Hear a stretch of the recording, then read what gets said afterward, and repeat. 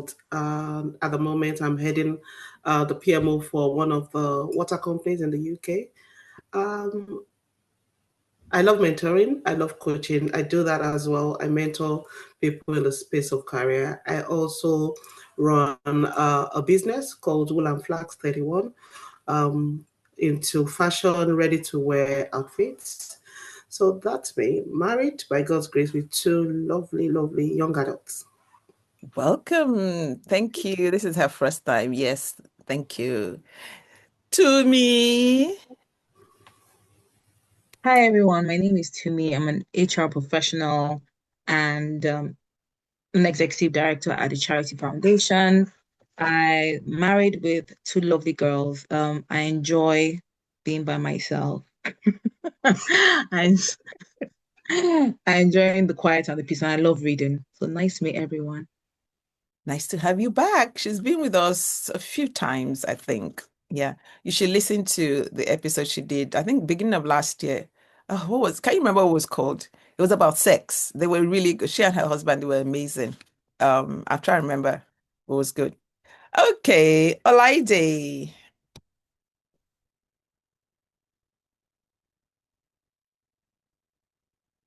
I need to unmute you. Okay. Yeah. Sorry, I couldn't unmute. Can you hear me now? Yes. Good afternoon, everyone. My name is Olaide Olunloyo. I'm a finance professional who work for a London-based charity. Also have a CIC that supports organizations that are newly established with governance structures, and also run a foundation in Nigeria for underprivileged children. I'm married for 19 years this year. In fact, I'm just like, my God, we're standing here by the grace of God. 19 years, I can't believe it. Married to one man. I am a lawyer. I would hope. Yes, but thank you so much, 𝗪𝗲𝘁, for having me, and it's lovely to be here. Thank you, Olaide. Lola. Good afternoon, everyone. Thank you, Hangout Cafe, for having me. This is my first time, well, not at the Hangout Cafe, but being a barrister. My name is Lola Adedoyin. I'm married to Ayo. We'll be married for 25 years this year, and we have two children. I'm a corporate governance professional by day and a community activist by day and night. And so get involved with Hertfordshire police work and do a bit of work with prisons as well. Thank you, Lola. Thank you. And last but not the least, Sumbo. Good afternoon, everyone. My name is Sumbo Otolorin, and I'm a cloud solution architect with a focus on data governance and data management. So what that means is that I essentially help enterprises and organizations prepare for their entry into the world of AI. I'm also a fashion blogger at night, whenever that is, with the weekends. I'm an amateur yapper as well. I love to yap about things that excite me and interest me. So yeah, I'm looking forward to this conversation and to learn at the feet of the real wives of the kingdom. Thank you, 𝗪𝗲𝘁. Thank you, Sumbo. Now, you know why Sumbo said that? Because she's been married for 1 year and 2 months. So she's a newlywed. We can actually say she's a newlywed. Yesterday, when we had our pre-chat, we did a calculation, and between the 6 of us, we have 119 years experience of marriage. So can you celebrate us, please? Please, thank you, thank you. Yomi's been, Lola's been married for 25, it will be 25 years in June. Tumi has been married for 19 years. Olaide is married for 19 years. Tumi and Olaide, they're just 1 month apart. Yomi has been married for 21 years. It'll be 21 years in April. I have been married for 34 years. So between us, including Sumbo and 1 year, 2 months, 119 years. That's a lot. Yeah. So we thank God for that. Okay. So let's get started. I asked the guest barristers to bring in an item. that represents a season that they are or in right now.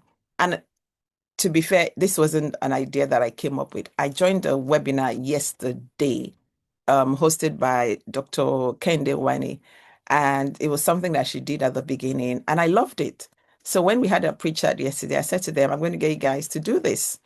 So have you guys got your item ready? So they're going to show us their item. When they show us the item, I'm going to ask you guys to guess what you think that says it, what it represents. So put it in the chat box, and then they'll quickly explain to us why they brought that item. Okay. So I'm going to start with, let's go alphabetical order now. At least, what has you got your name on the screen? Lola.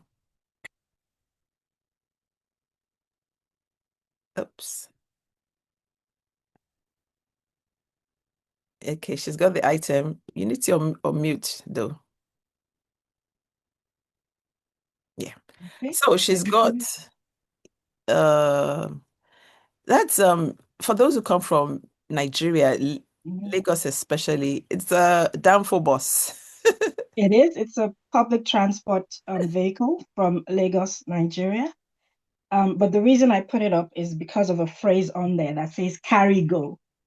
And that's for those that don't understand pidgin, not that I understand it that well, but I think I do. It just means just do it, go ahead and do it. Go for it. Okay. And that kind of, for me, encapsulates not being afraid to do what you're meant to do. Oh, wow. Thank you. I love that. I love that. Thank you so much. Okay. Let me see. Did people guess right at the beginning? I think they said love in motion. Love in motion. Word for the year. Yes, that's, I mean, the church that we belong to, well, most of, not all of us, some of us, that's our word for the year. Ayobami, passion for Nigeria. Okay, God is, okay, thank you. Olaide, what's yours? What's that? This is mine. Okay, can you guys guess what that? Can you see what it is? Yeah. Is it one of those pens, ink pens, or I'm not sure. Yes, I think Timmy, that's it. I'm guessing that's Timmy Dyer. She's Highlighter, highlighter. that's it. Yes, highlighter. Highlighters. Yes, yes. Okay, so look, colorful Colorful season. ish, Okay. sorry, yes. Colorful. I love it. So the color highlighter, beautify. Thank you, thank you. Okay, so just so I don't take time. So yes, Marriage I've is got a colorful. That's what somebody's. marriage is Senior Yemi. Marriage is colorful. Well, I mean, really lovely guesses, I guess. But I think for me, the reason why I thought to come on with a highlighter because I feel that I'm in a season where my life. And just different things. So I've got about obviously 5 colors. Yes, definitely colorful, but also different things that God is highlighting. So definitely highlighting to me things that are not serving me this season that I need to get rid of. Highlighting things that potentially I need this season that I don't have yet, that I need to develop. Highlighting the kind of relationships I need, even highlighting the words that he had spoken to me many years ago that I potentially had forgotten, that he's asking me to go and revisit prophecies, words that have been spoken. So when I was just thinking about the season because for me, I thought it's a season where I'm leaning in and reminding myself of the Lord, getting rid of stuff, building, even if it might be quietly. I tried to think of what could depict this. And I thought, actually, I found a pack of highlighters on my desk. And I thought, yes, it's a season of highlight for me, where God is highlighting so much. And that's why I brought that. So, yes, definitely a colorful season because you can imagine it's a whole mishmash of different things happening at the same time. But I think it's also a season of learning, growing, and just leaning into God. Well done. Thank you. I love it. Oh, I guess baristas, they're just something else. I love, love, love, love that. RST. Sumbo.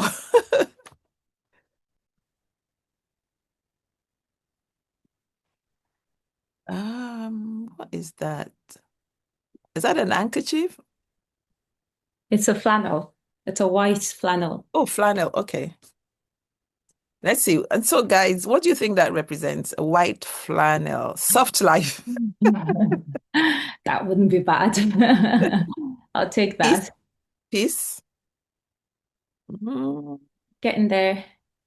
something soothing. Clarity. Okay. I like. Shall I go ahead?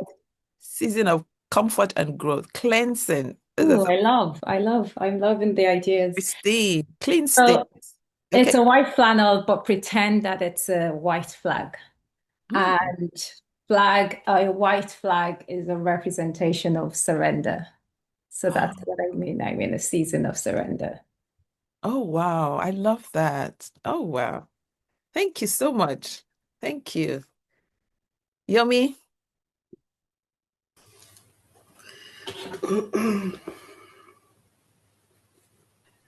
That's a cushion. Yeah, so cushion, throw pillow. Okay, guys, before you tell us, season of rest.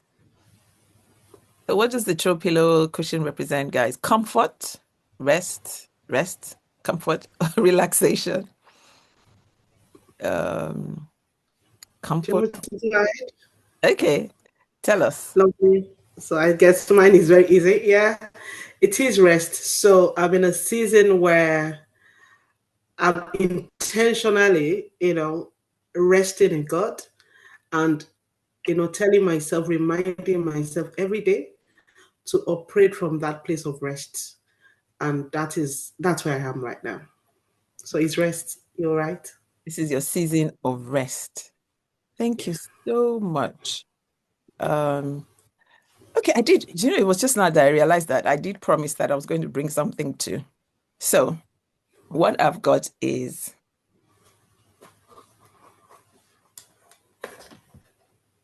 what do you guys think this represents? Flexibility. Flexibility. Stretch. Stretch. Yeah. Expansion. Yeah. I think you're all right. I'm in a season where I feel I'm being stretched, but it's the good stretching. I'm expanding. And, it's also fulfilling purpose because if the rubber band, there's a reason why it was created. If you don't use it, if I don't use my gift, what will happen?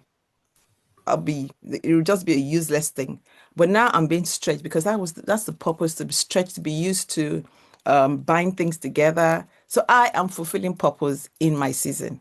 That's why I brought this. So thank you. And yes, I'm out of the comfort zone. Yeah. Yeah. Thank you so much. Right. Thank you, guest baristas. I love every single item that you guys brought. Thank you. You've missed Tumi. Oh, how did I miss Tumi? I'm so sorry. And I jumped from Sumbo to you and Tumi. Okay, show us now, girl. Yeah, I'm sure everyone can see the plants in the background. For me, so I'm sure everybody is obvious what that is, but I'll leave people to guess. Okay, guys, what do you think? Growth? Mm-hmm. Yeah, that's what it is, just growth. So I'm in my growing season, and just letting you know that if you don't water the plant, not the right environment on water, it will either stagnate or die. So it's just to say I'm growing, I'm adding onto myself, I'm the right environment.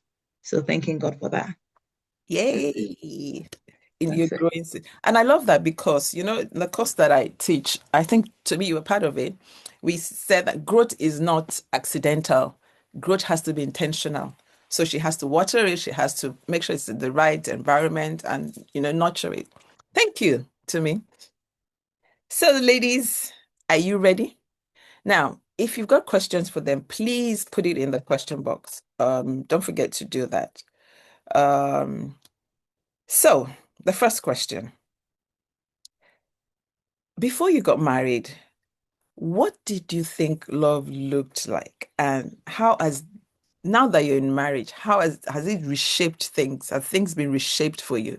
And let me start with Lola, 25 years. What did I think love looked like Be before honest getting now. married? I mean, I got married relatively young. I Okay. think in my mind, I was 25. So I think that's, I didn't think I was young then though. But I thought love was more of a feeling. However deep it was, you know, it was like you wanted to be with this person, and at the point you didn't want to anymore, it was okay to kind of walk away. But what I've learned, and this is kind of oft shared in a lot of conversations about marriage, particularly within our Christian community, that love is a verb.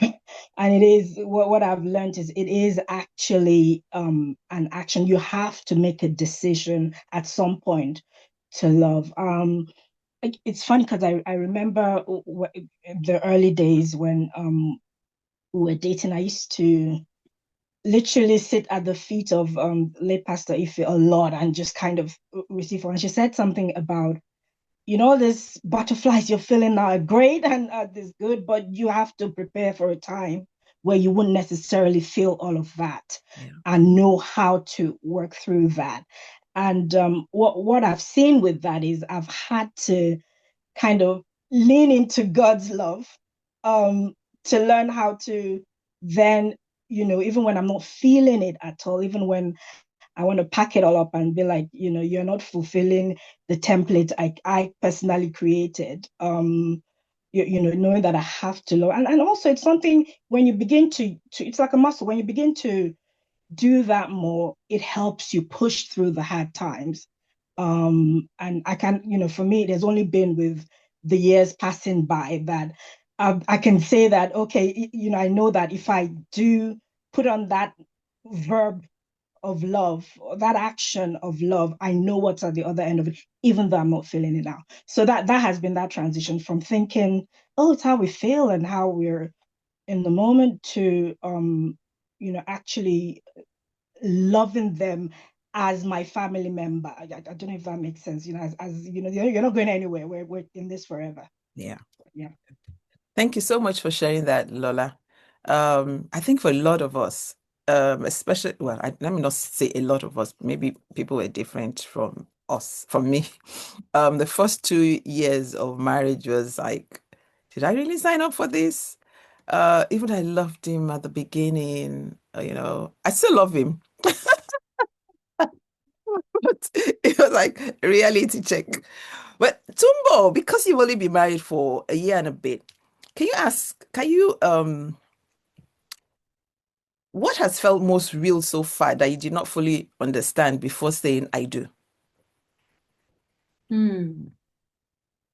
So before I got married, I think maybe unlike a lot of people, I mean, I got married in my 30s, so I knew a lot. I'd read a lot. I've done therapy. I've done premarital counseling. We've done therapy together. So there was a lot of knowledge. But then knowledge is very different from in it. So I think what felt real the most was just the realization that I can't control or change him. So the spotlight is on me, and I have to do what I have to do to get the results that I want, or to just even make life, I guess, easy for me in this marriage. So it's understanding that you need to look at the man or the woman in the mirror. And I think before marriage, like I'm quite close to my dad. So my dad would say to me, even just generally with like other relationships, say familial relationships or friendships or whatever, it would always say to me, it's about you, just focus on you. And I just think, yeah. What you mean to focus on you? I need to let them know this and I need to let them know that. But yeah, in marriage, what's been the most is just that spotlight on myself and understanding that I can only do what I can do. And you just hope that the other person is on the same page, and you hope for the best and look to God, the author and finisher of your faith. Yeah. Yes. Thank you for sharing that. It's amazing how a lot of us always think that we can change the other person. And I love what you said about looking at yourself, because we always think it's the other person, but you can't change anyone. And especially if they're not prepared to change. I love that. What is one truth about marriage that you had to learn the hard way? One truth. Ah, the deep question. So I think, I guess before I got married, I have to give context before I answer your question, Trustfunke. Okay. Because obviously, when I wasn't very close to my mom, and I think I've shared this on Hangout before, and I was quite close to my dad. And then, one day I woke up and my dad wasn't there because something had happened. And so there was that gap in terms of, I guess I had daddy issues because suddenly I didn't have, my dad there. And so growing up and coming into marriage, I thought whoever I married basically would fill my father's shoes, would literally become my dad. So I went into marriage, and obviously I was engaged before I then married 𝗪𝗵𝘁, expecting that every issue I had in this life will be it emotional, be it every problem. This one person that I was marrying was the one that God had ordained that was going to be the problem solver. So I guess getting into it and realizing that not only are they not the problem solver, they're even adding to the issue potentially. It was like culture shock. Like, no, I came in here to feel like, it meant to be, and this is not even pointing at my husband because he's wonderful. I think for me, it was a rude shock that actually you cannot devolve, the requirement for your growth, for your development, for your evolution to somebody else. But going in, I just thought, yeah, I'm in this space. I don't need to do any work. Please, I'm your wife, and it is your responsibility to make sure that at every point in time, I'm 100% perfect. But I guess it was rude shock that actually, no, the same way that you're human and you have expectations, this other person also has expectations. And so if you are then just transferring, what needs to happen in you, that responsibility to that person, then potentially you'll be shocked. So I think for me, it was a case of actually marriage was not the solution to the personal evolution and the growth that I needed to go through as a person. You know how in Nigeria, once you have misses, I heard that some places they don't rent houses to people that are not married because it's Yeah. like it's a badge of honor. So you just be thinking that if I can just be married, that's it. But I realized that it was actually the beginning of a completely new journey for me. Does that resonate with anyone? Thanks for sharing that, Olaide. Does that resonate with anyone? Any of the guest baristas or anyone, the audience? And does any one of the baristas, do you want to? For me, I think Yes. I was still holding on to my dad for longer than I should have. And then it was a big problem when he died because I hadn't dealt with that properly. And we were, 20 years into a marriage. So I had to kind of really dig deep, go inside and find what God, what God had for me. But yeah, so I found that interesting that it was, it was a reverse kind of situation. Oh, so yours was the reverse. Yeah. Okay, interesting. Which is equally unhealthy, I think. Yeah, absolutely. Someone said that's the truth. They sold me in my village. Okay. Thank you both for sharing that. It's any other person want to contribute to that? Yeah, I can add something to that. I think for me, one of the blessings, growing up, I would say in my early teenage till I got married, was God really blessed me with people, with good marriages. My pastor then, I had a lot of, like big aunties, big uncles, and they opened up, they were vulnerable to invite me to their homes and their marriage, and a lot of talking, honest talks, right? And that helped me to, kind of know earlier on that no man is going to be Jesus Christ. You have to, God is your source. You have to go into a marriage, whole and not expecting that man, like they said, because that expectation can be there that somebody will be the one to, be your small Jesus, everything will be sorted. So I think for me, that reality came in, even before I met my husband or got to that stage of even thinking about marriage. So I would say that really helped me, having those people in my life to be very honest and, be real, like, these discussions we're having today, that helped. Thank you very much. Thank you. Thank you for that. Now, we all know that communication is one of the challenges that most couples say they have in marriages. So what do you wish someone had told you about communication? Do you wish you had, I know actually, I'm not sure if the older generation, if we had marriage counseling, we didn't have marriage counseling. Well, okay, the vicar, or what he was called us in, I think we had like a 15-minute session with him. Well, that was it. But it wasn't proper marriage counseling. But is there something that you wish that people had told you more about communicating with your spouse? To me, I think for me was the tone matters. So you can say anything but your tone. I learned that the hard way. Is it me you're talking to? I don't talk to me like that.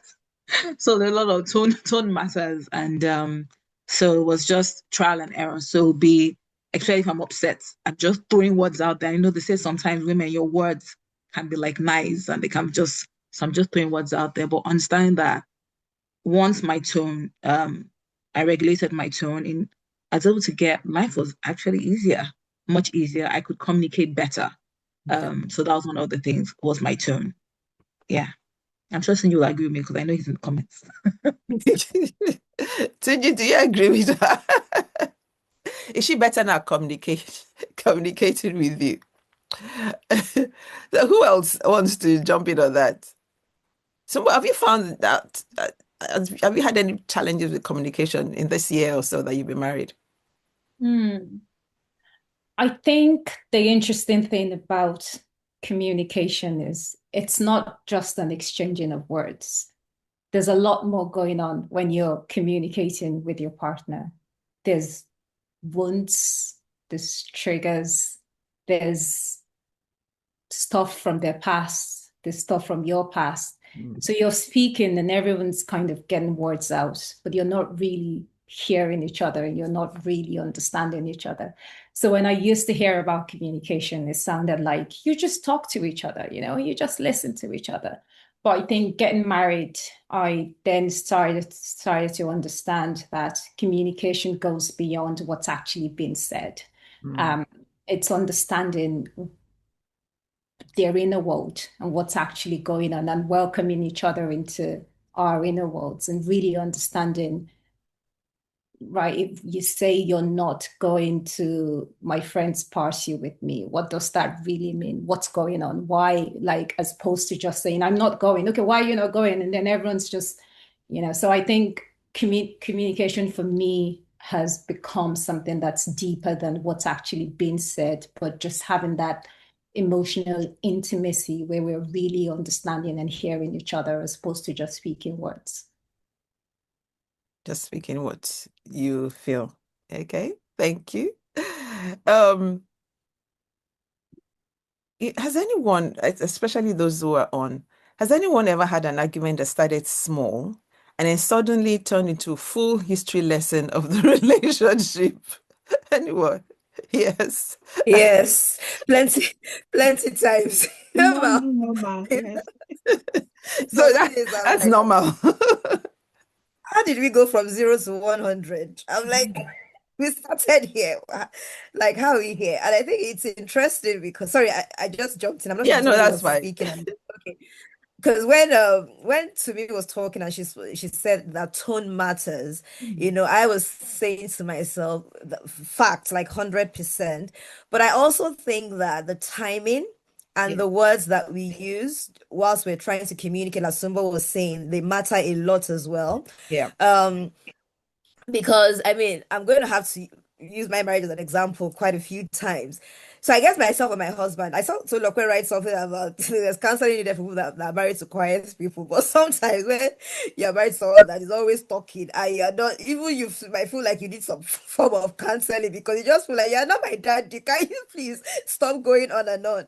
But Mama and I are slightly different when it comes to that. Like if there's an argument, we start from zero, like you said, and then he wants to deal with it like now. Even if we're at a party. In fact, there was one time that we were somewhere, then he said, "Can you come? What's talking to you? Can you come to the corner?" I'm like, why am I coming to the corner at this party, please? Daddy, like, you know, when someone, the teacher calls, can you come to the corner? So we got to this corner. Half of the time, I'm not even listening to him because I'm a bit more, he doesn't really care about what's happening around him. I'm really conscious. I mean, I'm working on it, but I'm very conscious of the environment. So half of the time he's talking to me and I am just looking around like, who is watching us talk? So what you're saying is going in here. What he's like, but you know that if we don't sort this thing out, I cannot move past it. I cannot enjoy this party. And I'm like, yes, but why do we have to talk about it at this party? But guess what? On the reverse, if you leave me alone to talk about that thing, 1 month we might not talk about it because I'll be saying I'm reflecting. I'm reflecting. And I'm like, please, have you finished reflecting? Well, I'm not ready to talk about it. I'm not ready to talk about it. Can now get drawn out. Then what then happens is that when we now don't find that proper time or we're talking about it in the wrong time, it just blows up. Then you can't even remember exactly what's happened. It might have been a little thing, and then suddenly the thing becomes something else. So I think maybe the timing, but also even in the time in the words. So once I hear something like you always, my back is up because I'm just like, what do you mean you always do something? Can you just judge me in this moment right now? And it's like, no, but you know. So I also think, well, and it's nothing to do, and there are things I say as well that he doesn't like. The first 5 years, like Pastor, you said 2 years, 5 years. In fact, there are many times I carried my suitcase. I'm not doing it again because I was very okay when I was single. I don't know whether I was by force to get married. I said I'm not even doing it again, but they were difficult because the argument was always who is going to win this argument. We were not listening to understand. We're not communicating to actually understand what the other person is saying. It is who will have the final word. I mean, you all know my husband. He has, and he tells me that like when I'm happy, I shout. So it's not like shouting is a bad trait. I'll be like, why are you shouting? He'll be like, but even when I'm happy, I'm shouting. So you know that this is me. Why, when I'm happy, you don't pick on it. Why is it when I'm shouting? So guess what? Me, so I'll be like, this shouting match, nobody will win. Then I'll be shouting. My throat will be hurting. Nobody is hearing the other person. So I think tone, like Tumi said, but also the timing, but also the words, because I think if all of that frames, like Sumbo also said, the environment, the context, and the ability to de-escalate so that it doesn't go from 0 to 100. Because so many times, a lot of these things are tiny things, oh, but by the time maybe one person like me has gone off for 1 month, and do you know what happens in the 1 month? The enemy starts to build on it because it's now not about that thing anymore. It's now what you did to me as well the week before. And in fact, this is the reason why you did this. So by the time I'm ready to talk about it, I'm not even talking about this little thing. I'm not talking about everything that you and your entire family have done to me inside this marriage in this moment. Then it's like, how did we get here? But also, I'm also not the person that immediately it happens, I'm ready to talk about it. So over time, we've had to, so I'll be like, can you tell me when you're ready, please? Then I'm also learning, because he's trying to work with me, right? But I'm also now learning, like, your readiness cannot be in 1 month. So please, can you shorten the time to 2 days if you need to, as opposed to 2 weeks kind of thing. So timing, but just understanding each other. And I mean, it's 19 years, so it's been so many years of failing, getting up, failing, and getting up again, but just trying to learn what works for the other person. But I think understanding the triggers, because we're all different and there'll be little things that you just say. And once I hear I always was, I can assure you, I've gotten to the other end of the room before you start. Thank you so much for sharing that, Laide.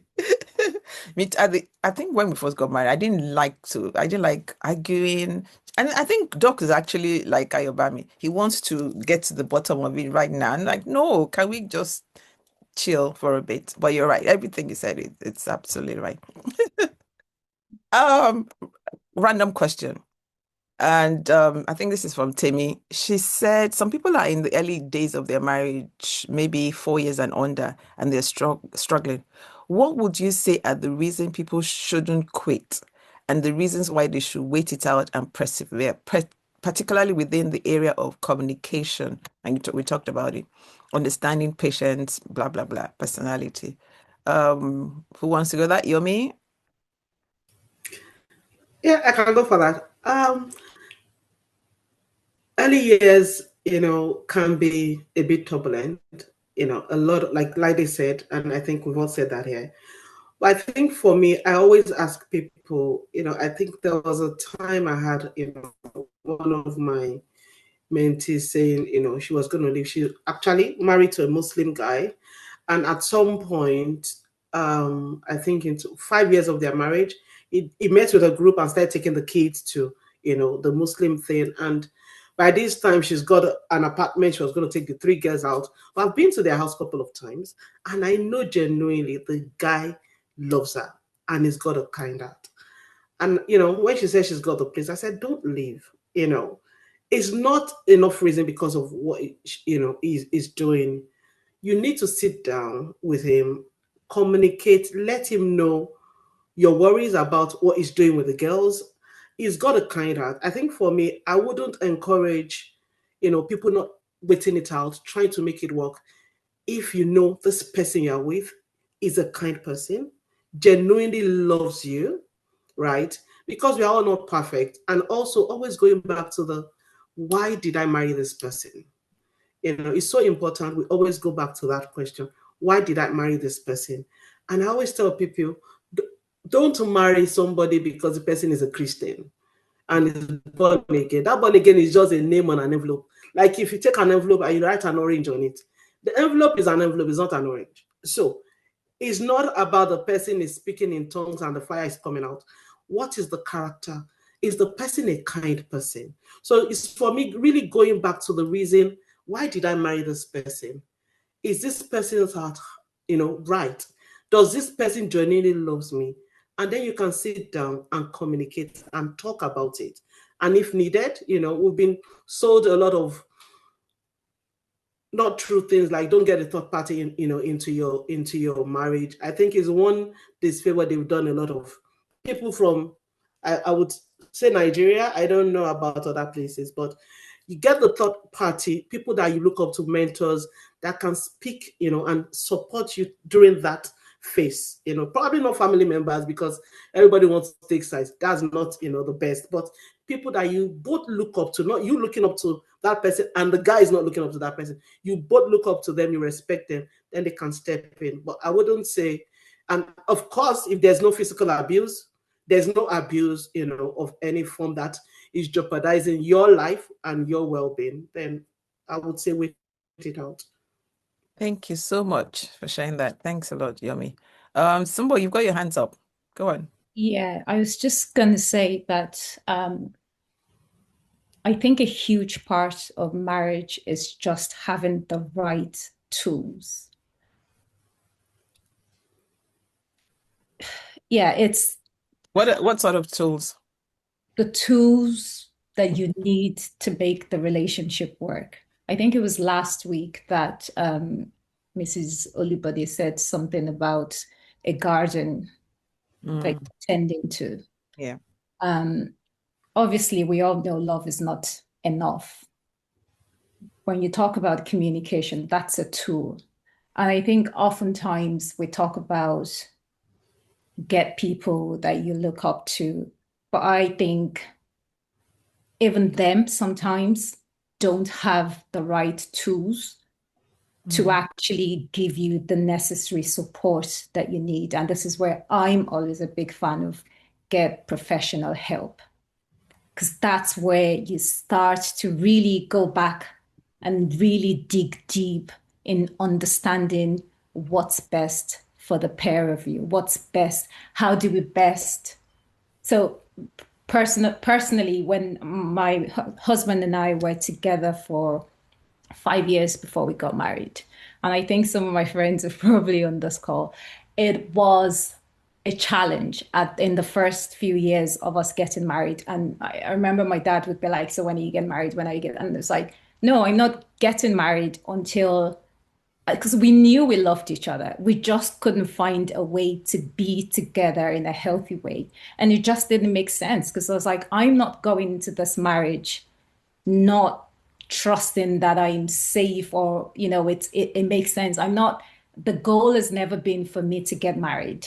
The goal has never even been to stay married. The goal has always been, how do I get married, stay married, and be in a healthy, godly, functional dynamic that isn't dysfunctional.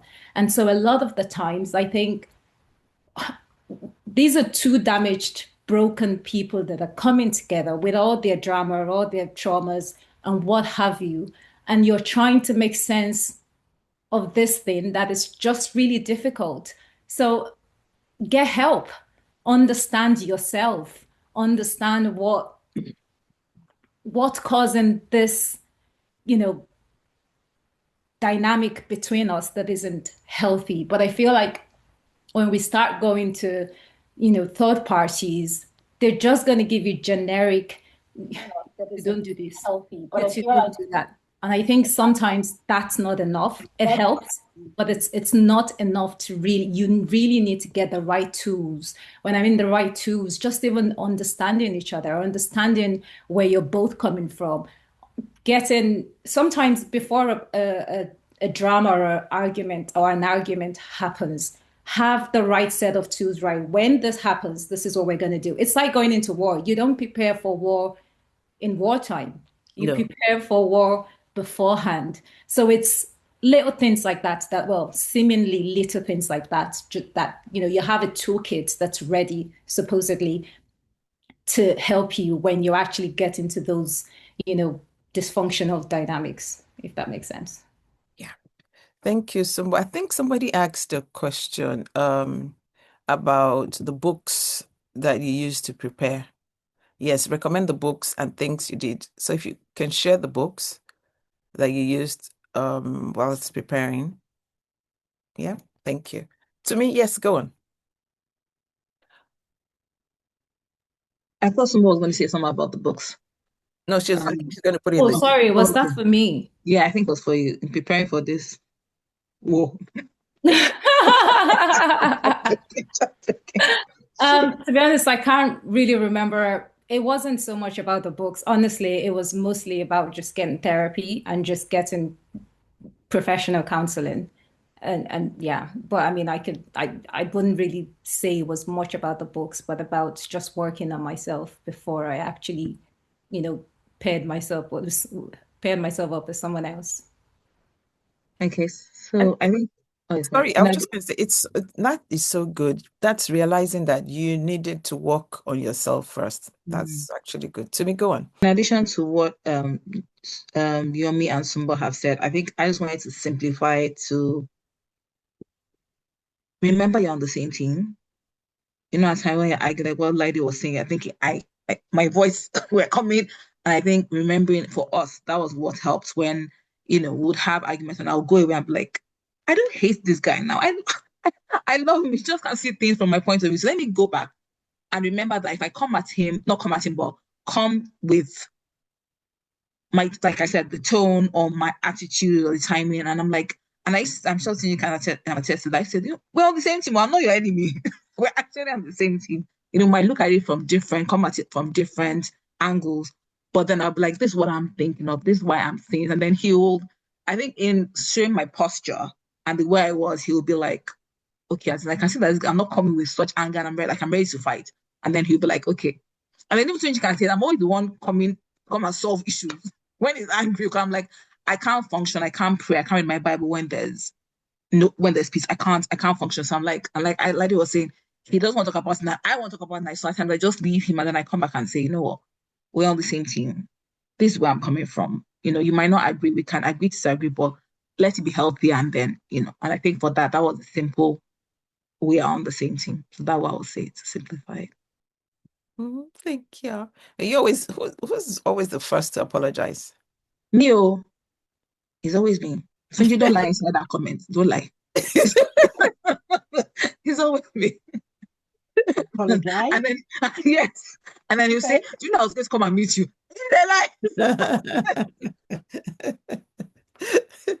Olaide. Thank you. I just wanted to firstly say thank you to Sumbo and obviously to me supporting, because I think what Sumbo shared about the toolkit, I absolutely loved. But I just wanted to add one thing to what she said, because I felt it was very practical, but I think it all also starts with the right mindset, which I think aligns with what Tumi said about remembering that we're on the same team, that even when we are fighting each other, we must learn to fight for each other. So, because over time I've had to learn to work on my mindset, because sometimes the danger is that when you go in, because I think the question was around how you stay committed, Yeah. or when it's tough in those first few years, if you already go with that mindset of, if it doesn't work, I'm getting out. Because sometimes I talk to young people and they say to me, well, I mean, they're going to try. If it doesn't work in the first or second year, that they are out. Obviously, I'm trying to keep a very neutral look. So it's not like, because obviously I'm not judging, because I understand that everyone is, and we're all products of our backgrounds and experiences, and there must be a reason why they have that default mindset. But what that saying to me is that even when there's something to fight for, you Yeah. may not necessarily have the willpower to fight through, because your mind already has a block that it's not working, and my default mode is to go out. So even to be able to use the toolkit that Sumbo was talking about very effectively, I think having the right frame is very important for us. And that really goes back to what Tumi said about knowing that, look, where work is like a football team, we want to win this game. Even though, we have different parts, I don't know what the parts are, whether it's a wing defense or goal attack or whatever. But at the end of the day, the end game is to win, to ensure that we're able to get the ball into that goal post without the goalkeeper kicking it back, in a sense.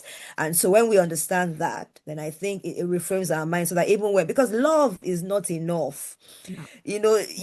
I love you, yes, but there'll be days when honestly, I don't really feel I need to be able to like you enough to even sustain yeah, because sometimes I love you, butterflies, but there are days when I'm just not feeling it, and I have to make a conscious decision to just, and it's both ways, because there'll be there are things that my husband will be like, but like, what kind of behavior is this? And I'm sure in that moment, it has to make a choice to love me.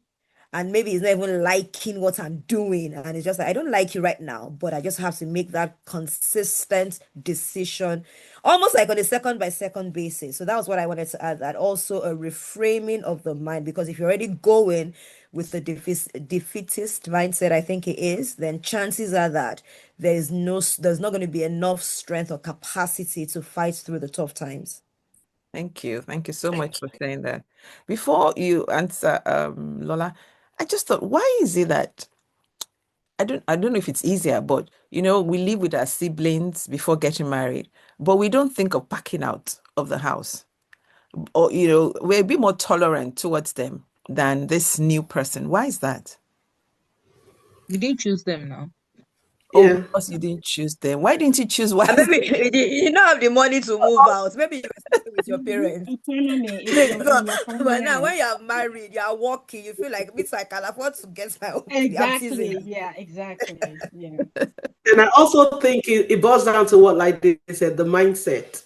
I see. Like with Yeah, yeah, we've got this mindset. They're my family, right? There's no way I'm going to. yeah. So that is like you're not going out of it. So it still boils down to mindset when we're talking I about think that. also the marriage covenant is so unique, Different. so Yeah, strong and so different. So it perhaps doesn't hurt as much. There's a power that your spouse has over you that possibly no one else has. And the power is there to heal you as well, but it can also damage because it's just so strong. absolutely. Thank you for that. Lola, okay, good. I'm gonna try to remember what I said to say. I was actually just gonna layer on, I think, what Tumi and Lady said about staying, and I was just thinking about what I would have, I always say I would have liked to have heard from in the early years of marriage, from somebody who had been married much longer.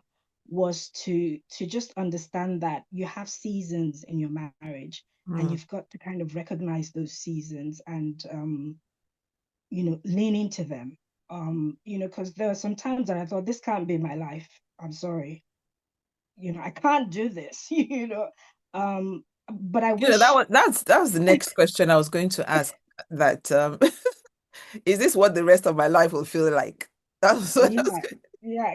But looking back now, it was just a season, or and now I do kind of tell people I talk to that it's the other side. There's something else. I mean, you might have other challenges in that season, but I haven't removed all the nefarious things like abuse and dark things, but all things being equal, you will go through a season where sometimes you're the one doing most of the work in the house or whatever, while somebody is traveling across the world every 3 weeks or whatever, and you're feeling I'm pretty educated myself. Why am I the one kind of, at dinner parties, and they're asking me, what do you do? And I'm like, I do school runs, kind of thing. And you can't really, this is my experience. But, then time passes and then you're in another phase. And I think just, without sounding too, leaning on the Holy Spirit, the Holy Spirit has done a lot of heavy lifting in my life, because if I lived it the way I wanted to, but yeah, let's see that. And then I wanted to say something about, Lady said something about love. I always say that love is what God uses to trick us into marriage, because no one in their right mind will get into a marriage without love. I love that. God uses love to trick us into marriage. And then you get there, the reality sets in. Thank you so much. Oh my goodness. Right, let's go on. Now, okay, there's a question about friendship, but before we go into that, let me ask, and I see that because of I'm a pastor at my church, so I do a bit of counseling with people. Why do people pretend? So let me give you an example, especially where so you have an argument or you've come for counseling. I know that you guys you're not barely talking to each other, but then you now go on Facebook or Instagram and you're posting pictures of, hey, why do people pretend? Now, I'm not saying that you come and share your story on Instagram or Facebook, but why do people feel that they need to keep up? Even in marriages where there's abuse, people still pretend. So why do you guys think we have that thing about, I want to protect this image about marriage? Anyone can answer. Sumbo, yes, go on. Oh, You're muting yourself. I don't know. I guess there's societal pressures to appear like you've got it all together. And I personally think we idolize marriage in our community. If you're not married, there's clearly something wrong with you. If you are married and you're having problems, even though everyone, or maybe everyone's having problems, but it doesn't matter. You just want to look like you're not having problems, and it's great. So I think as a community, just generally, we're very performative in like how we live life. So it's not about what's actually happening. It's about how you're portrayed or how you're perceived. So, and I think also just because we're not very open in terms of, well, I guess we're trying now, but we haven't always been very open about talking about the challenges in marriage, because they say, don't tell, the other person, don't let people know. So I just think the way that marriage, I'm not saying everyone, but historically it's very performative, and it's about being together, but not necessarily being happy or being healthy together. And so the next best thing is to appear. If you can't have the real thing, at least you can fake it, or fake it till you make it, whatever. So I think it's just the societal pressure and just the performative nature of our society. That's sad though. Yes, Yomi. Yeah, I totally agree with Sumbo. I always say that married people are the best actresses and actors. Nollywood and Bollywood has got nothing because, like you said, people would they would go online and you know post things, and sometimes you'll be wondering, but I think I know about but you just leave it. But I think to add to what Sumba said, right? People tend to also to live in denial, especially women. Hmm. We don't want to accept that it's actually happening, right? And we want to stay in that. There's this change curve that you stay in that denial period for a longer time until either you seek help or you face the reality and just accept this is happening and you deal with it. And also, like somebody said, our community where most of us came from, like they mentioned it, they would not give you a house if you are not married. Hmm. You have to, this misses thing, this idolization of you have to be married. What you've been told, growing up, once you leave this house, you're not coming back. There's no room for you here. And we're not saying people should go back, but that space that your daughters know that if anything that does not look good is happening, you have a space to come to. There's a safe space for you here to come and talk about it and share it is there. And I think lastly, women, especially again from, our side of Africa, I don't know about other African countries, so I don't want to say Africa. That would be just be, we carry this shame that does not belong to us. Hmm. Hmm. People carry that shame. You see people that their husbands have got affairs into adultery, and they are the ones carrying the shame.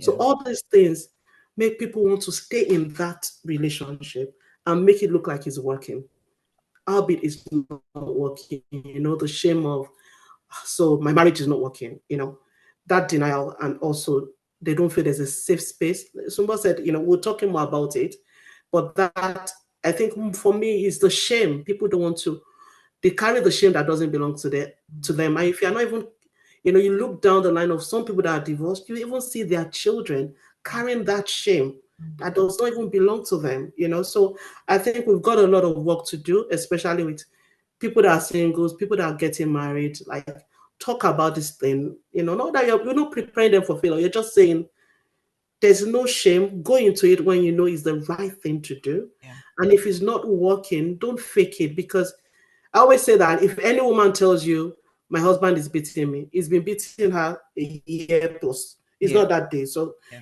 they've kept it. So it's just really that awareness of talking to people about it. Yeah. No. Thank you. Thank you so much.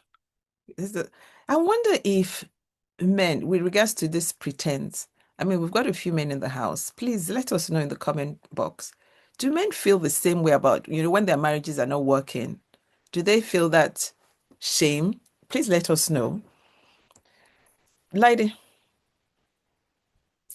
Thank you, Pastor Funke. And I was just going to add to, because I think Yomi and Sumbo have spoken to this societal pressure. Yomi spoke about shame. She spoke about living in denial.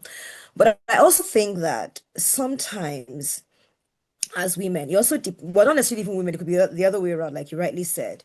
It also depends on what we went into the marriage with. And I'll explain that. If we went in because you thought it was the be all and end all, and that was where our sense of validation was coming from, that means that we feel like the marriage in itself and the position of being a married person, be it a man or a woman, is what defines our self-worth. And so the minute you start to either communicate the fact that there are cracks or or you're showcasing the fact that it's not as united, then you're literally losing a part of yourself, because that is what defines you as a person. And truth be told, for a lot of us, particularly if you've waited for a long time, if we're having honest conversations, and you just want to get married, it's like everybody is married. All my friends are married. Your daddy and your mommy, they're asking you that, what's wrong with you? All your, sometimes we watch them like in Nigerian movies, but they happen in real life, Yeah. where it's like there's a lot of pressure from the family. What is wrong with your head? Your siblings are married. Your sister has 5 children. Why don't you, you don't even have a husband? So there's already that pressure. So the minute You find this one before the man says, "Will you?" I do. It's like, I'm ready to just move into your house. And once you get in there, it is like, finally, I'm validated. I'm a Mrs. So you don't even want, there's no sense of vulnerability. You don't want to showcase anything. So it's not even pretending because you want to pretend. It's a pretense that feels safe. It's like, this is just my safe space. Let me just, as long as my brain does not connect with the fact that there's anything going wrong here, and I'm not communicating that to anybody, then I'm okay. But we consistently then lie to ourselves. So for a lot of people, it is just that it's the way we hold on. Some people, it's not marriage, it could be our jobs, it could be anything that gives us a sense of validation. If we cannot fight to break free from what it is telling us. Unfortunately, I think Sumbo spoke about power. She spoke about it from a spouse's point of view. It wields so much power over us. We don't even realize that it keeps everything, it's like we can't really be ourselves because we feel like the minute it looks like there's a crack, there is a big issue here. So beyond the living it, some people don't even want to live in, they just don't want to confront it, because what it does is that it sort of like exposes, and it almost shows like this one thing that define my self-worth, if it's taken away, what remains? So, and I think we spoke about the fact that we're broken people. I think it was somebody that said that, two broken individuals trying to come together to create a united front. If we don't work on ourselves, on our wholeness as individuals, the cracks would always show.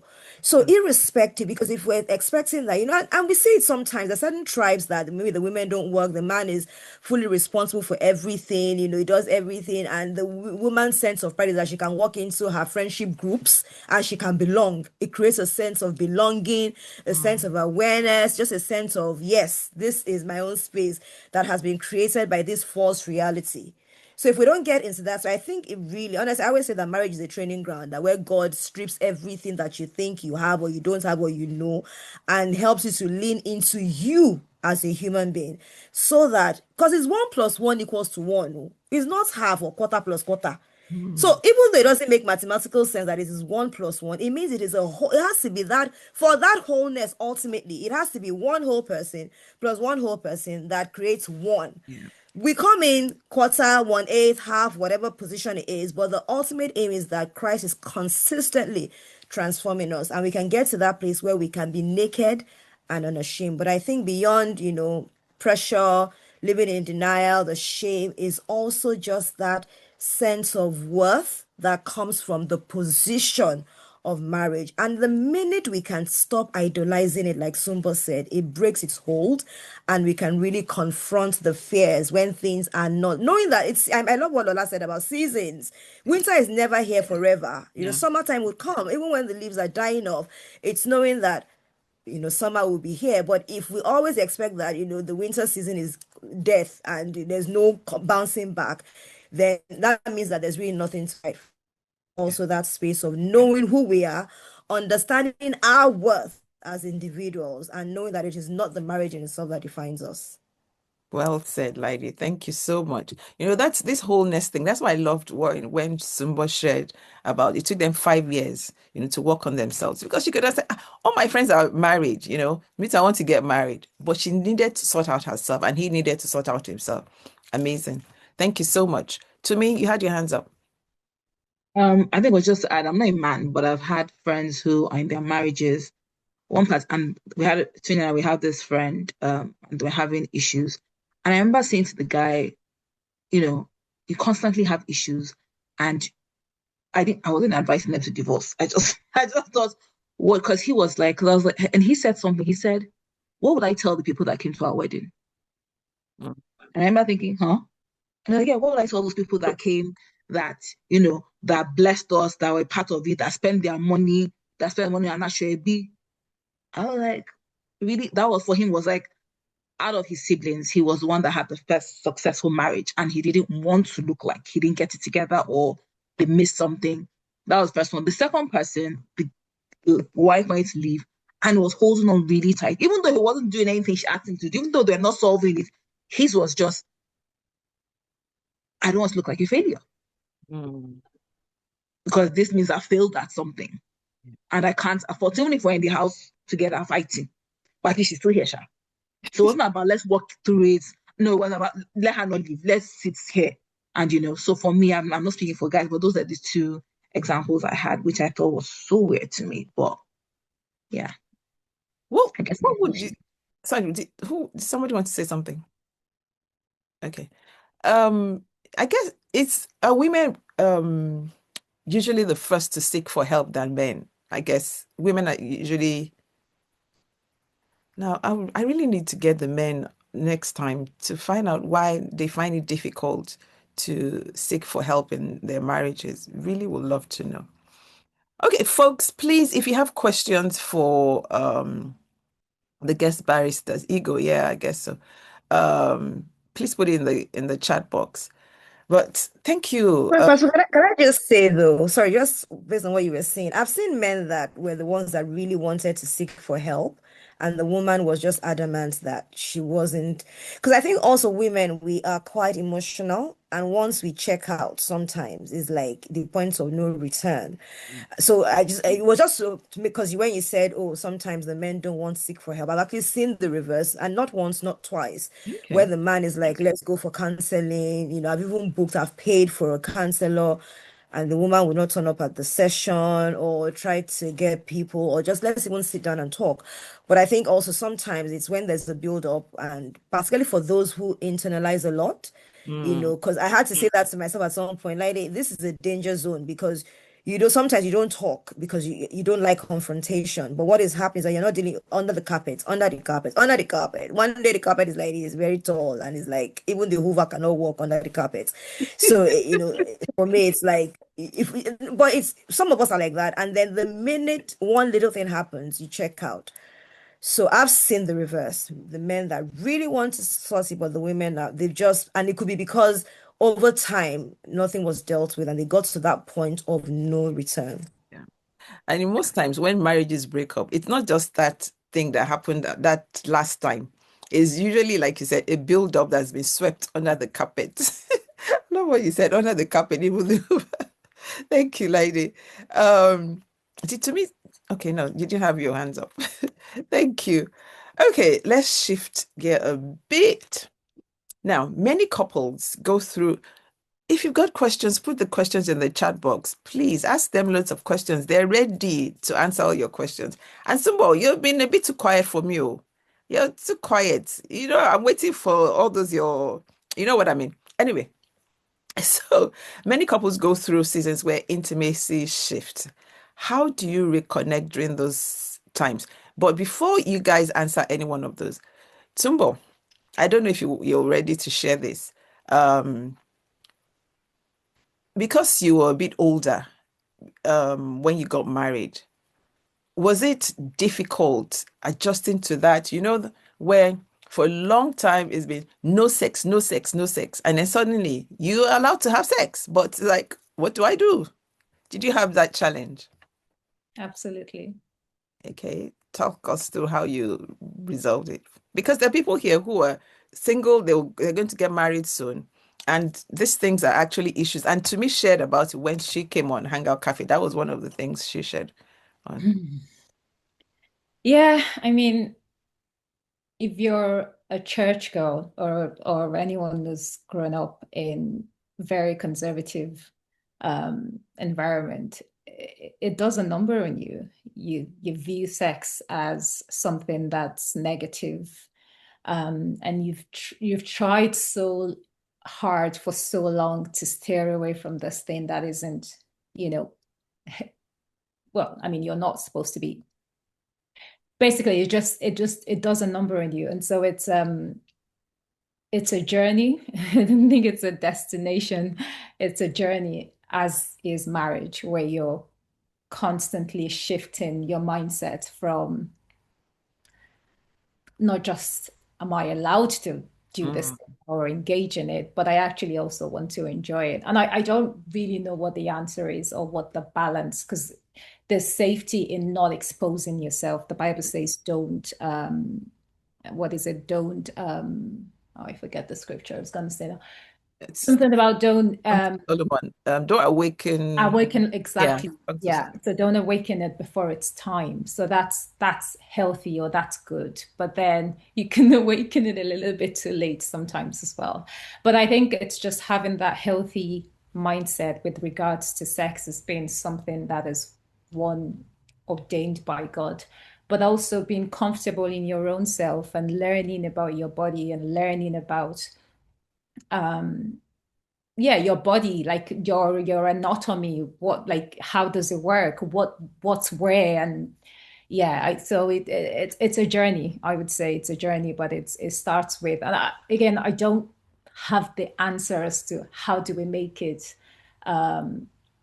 healthier for people in church. I remember a lot of my friends got married, as virgins, and would say what their challenges were, and I always thought, that wouldn't be me. But it was very much me. So it's also not underestimating the impact of the purity culture, and what that does to your mindset, as when you then go from being, it's like they expect you to go from not knowing anything to being this vixen in the bedroom. So I don't know if that really helps, but it's a journey. Thank you. I was going to say, we have a sex therapist amongst us. Tumi, can you answer that? As in the sex therapist. Pulling your legs. I was so excited. I was like, oh my God, is there somebody? I think I'm going to be very controversial with this one. I really am. And I was about to say, don't judge me, but you know what? It's okay. I really think that, like what Sumbo was saying about relationships and going to a therapist, I think people need to visit a sex therapist.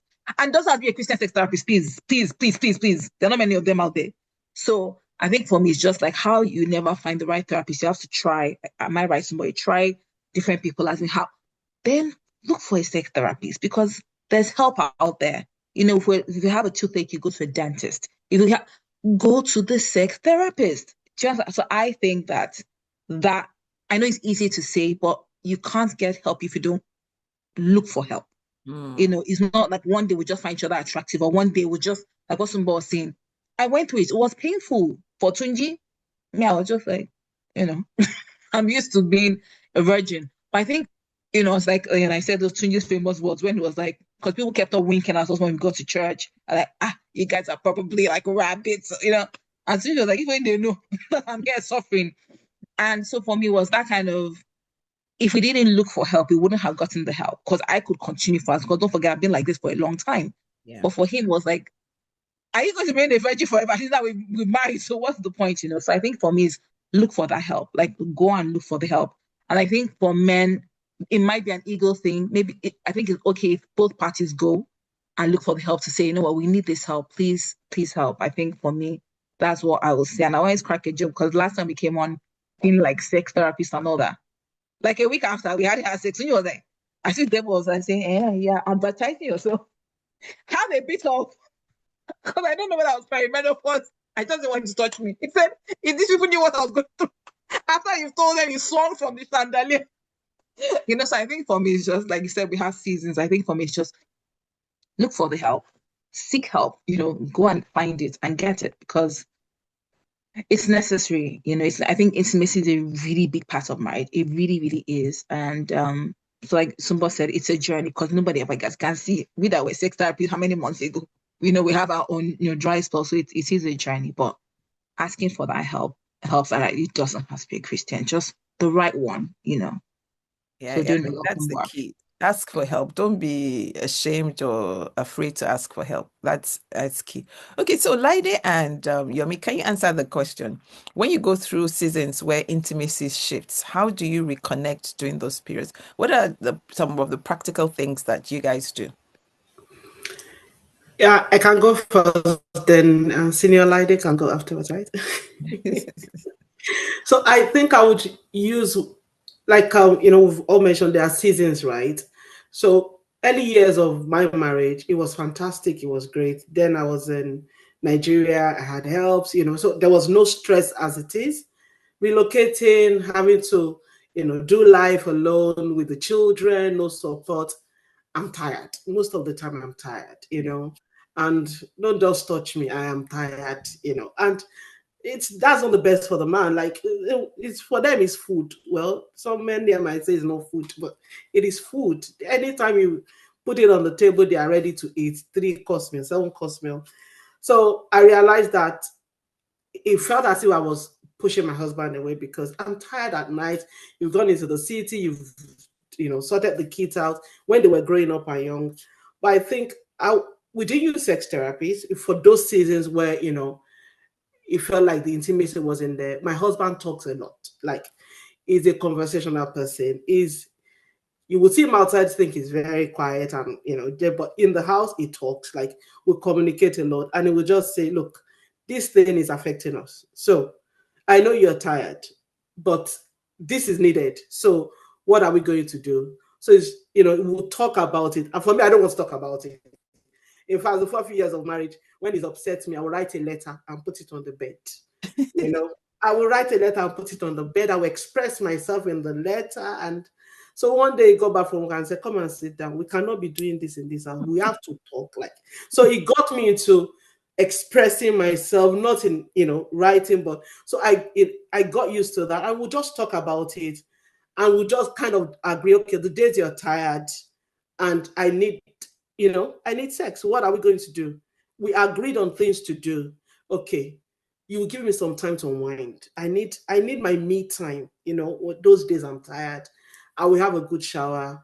That helps me to put myself in the in a good state of mind for, okay, I need to be touched. I want to be touched. Somebody needs you. So it's for us what helped during the season when the kids were young, because I would say that was when it was really challenging. Like, it was stressful, full-time work. You go to the city, you come back, you go for this swimming. By the time you are back, you are wrecked. But it helped for us. We talked about it, and one of the things I remember my husband said is, "Look, even when you ask for it, I'm not the one asking for it. It makes me feel, valued, like I'm wanted." And I've heard some women say, never, they can never ask their husbands for sex. No, he must be the one to. So for me, knowing that, then I do that, because if that is what makes the person feel, wanted and valued, I do that. So I think I would say communicating and really talking about it a lot. And I would say the talking starts with my husband. I'm not, I was brought up in a conservative, CAC girl. And so it was a bit of a tough one, like Sumbo said. And they want us to go from 0 to 100, and be the guru in bed. It's not like that. So I would say communicating and agreeing on what you would do the days you're tired, really helped. It helped. Yeah, through that. Thank you. Olaide? First of all, can I just tease Yomi that she's the senior in this matter, because see how she was just talking about, and initiating it. My husband will be very happy to be hearing that. Like, can you hear your sister say that she initiates? But I think, can I just say that I think for me, and to me, I'm coming to you, a sex therapist, that I think intimacy is not all about sex. It could be just my personal school of thought. You're right. You're right. Times I feel like, there is, and obviously sex, we say, is very, very important. When Sumbo was talking about, that misconception and just trying to reframe your mind from having not had it for a long time and then going into marriage, I thought about when I went into marriage, because I married as a virgin, and maybe sometimes you're looking forward to the wedding night. Oh my God, I was in so much pain, and I did not know why I was in so much pain. And the other second day was like, I didn't even, in fact, we were supposed to be going for our honeymoon. We missed our flights. Then we had to go and sleep in my friend's house so that we could catch our flight the following day. So it happened on my friend's day, inside my friend's guest room. And I still said that your house gives me a mental block because I was in so much pain. And even after that, to be honest, I didn't really like it, because I just thought, why am I always in constant pain? Over time, we found out that it was because I was dealing with fibroids and the position of the fibroids. Because sometimes also we don't really talk about, I guess, our bodies and the different things happening that is also affecting it potentially in marriage, or even as we go through life, you have children, your body changes. There was one day, I don't even know that he didn't mean it. He just said, "What happened to your tummy?" I said, "What happened to my tummy?" I looked at the tummy. Obviously, I had like a he was like, "Yeah, maybe just one exercise." He was saying it from a place of love, but it made me so conscious. And it made me conscious in bed because I'm just thinking, yeah, just looking at this, my tummy that is not flat and all of that. And sometimes those give you mental blocks because even when our bodies are not relaxed, it makes it even very, very painful. So I say that to say that, first of all, some of the blocks or the lack of intimacy, it's not even because of a lack of desire.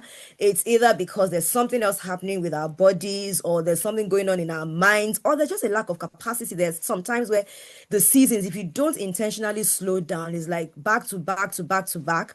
But the reason why I say that, I think it's beyond sex as an intimacy, is understanding sometimes each other's love language and what's important to the other person sometimes helps to, I guess, reignite that intimacy.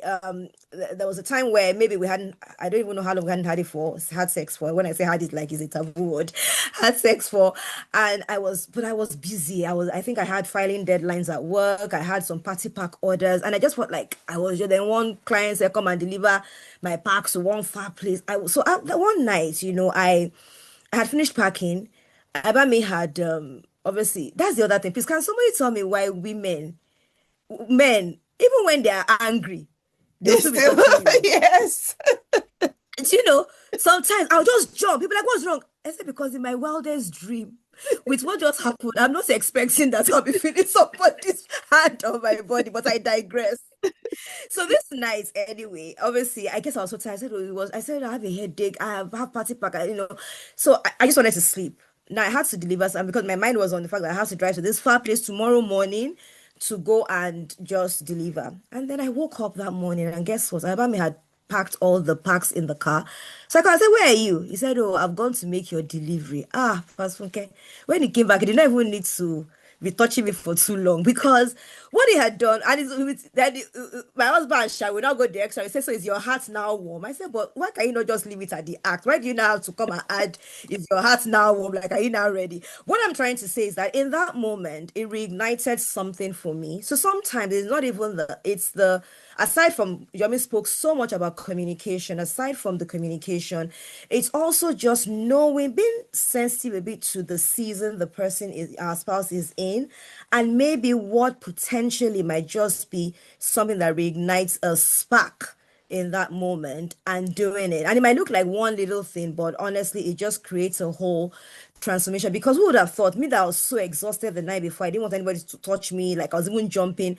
The minute I woke up and it looked like this person had just taken a huge weight off my task list, it changed my heart. Suddenly, my body followed my heart. Because sometimes it's like if your heart is even in a space where your body is not conforming, and sometimes it means that sometimes it'll be so painful. That day, I did not feel pain, and I realized the moments where I don't feel pain because everything, my body, soul, spirit, everything is aligned. So I would also say that beyond communicating, it's also not making it all about the act itself, but really leaning in to understand what else is happening with the person in that season, and really being an answer. And I think that switches and changes the gear, I would say. Thank you so much. That question about the men, yeah, you quarreled, and then the next thing is amazing, but that's how they're wired by God. Thank you, Lady. Yomi, you have your hands up again. Yeah, two things. The one about the men, I don't know. I think it's just how God has created them. I remember the day my dad died, and at night, my husband was saying, "Oh, if the look I gave him, like, The same thing happened to me the day my dad died. Oh my goodness. And then so then he went to report me to Dr. Nuzo. Can you imagine? In fact, please go on. I was like, so I don't know how they're wired. Even if they're stressed, even if they sack them, I don't understand. So we can ask the doctors to help us. But I think one thing I wanted to say, which Laide talked about, the night of wedding and all, is very good to, like Sumbo said, tools, knowledge, understand. I can remember a night, so Friday was traditional, then we're chatting, and I can remember we're talking in my room. My sister, I think she's online now, my older sister, and we're talking about the wedding night and everything. And she was like, that reminds her. I think she brought the KY gel from the US for me. So I was like, what's that? I said, you need KY gel. Just go along with KY gel in case, there's no going through. This KY gel will help. And I remember one of my friends there, she too was mine. I was like, no, she doesn't need it. Let her go through the, and my sister was like, you were studying like you and who, in English. No, my sister doesn't need to go through that stress. Go with KY gel. And KY gel was a blessing because it helped, with the ease, the lubrication and everything. And I would say after that, at least in a couple of my friends getting married, I would you don't have to use it, but you have it to help. So it's getting that to talking and just listening. It doesn't have to be the hard way because those things are there to just help. So I was just going to mention that there's our single ladies getting married soon. KY gel. I don't know if it's still what they call it. I was going to laugh that KY gel, it was like I was putting pepper. I was like, honest, I don't know. It didn't work for me, Sha, for some weird reason. But good advice. Good advice. I don't know. Maybe my body is just, yeah. And I think it's also very important to talk about these things because I know someone who on their wedding night, in fact, that was even worse. They didn't even know, they didn't even know what to do at all. And they had to call their pastor. You can imagine, call your pastor in the middle of the action. But interesting. You got so many questions. Let's start with, someone asked, why does it feel like there's a real lack of Christian professional marriage counselor? I think we do have quite a few. I think they even have association of Christian counselors. So there are quite a few. Let's see, there's another question. What is the best way to navigate a relationship where suppressing emotions, struggles, and hard conversation is one person's way of dealing with things and acting like everything is all good and fine until there's a big outburst? Do you understand the question? Okay, who wants to go? I think the solution to that, honestly, is if you are both Christians, okay, you pray about it, but seek help. Therapy, that gets to a place where it's therapy, especially when it seems or sounds like both of you are not on the same page. You need therapy, you need counselors. And, Pastor Funke, you were saying about why we don't have probably many marriage counselors, Christian marriage counselors. Personally, and like Tumi said earlier, don't judge me or you can. I do not personally recommend that people go to Christian marriage counselors, especially from our community. Why is that? Because a lot of culture, Pastor Funke, is just I see. included in the counseling. Okay. It's culture based. It is even unconscious. Yeah, it's not that they want to do it, but it's just too much of culture induced counseling. So I always say, go to professional counselors. There are Christian professional counselors, but I'm sorry, I would not recommend people from our community for people from our community because I've not seen them do justice, and I stand to be corrected. There's a lot of culture in it, yeah. But I think the answer to that from me, and my sisters can add, is therapy. That would help to uncover a lot of things and counseling, yeah. Thank you so much. Thank you. Sumbo, you got your hands up. Actually, I think Yomi said it all. Yeah, therapy. If you think about it, I think I was in a webinar recently where the statistics is that 80% of people in the world have experienced some form of trauma or the other. And so when you were a child, you had an adaptive way of, I guess, figuring out or trying to deal with whatever was going on at the time. And then what tends to happen is you get older. At the time, it suits you, it self-suits you, and it helps you to deal with whatever is going on. And then you get older, and then it becomes maladaptive because then you're still using coping mechanisms that worked for you as a child. So if you come across someone who is, shutting down and suppressing their emotions, it's because they're trying to find maladaptive ways of dealing with whatever it is that's going on. And so you can't there's no way to deal with that except for actually dealing with it. You have to address whatever issue it is. So you just have to get help. And I agree, you have to get help from professionals that aren't biased, culturally biased. I think it's actually such a comfort for me realizing that neuroscience is pretty much the scriptures. Mm-hmm.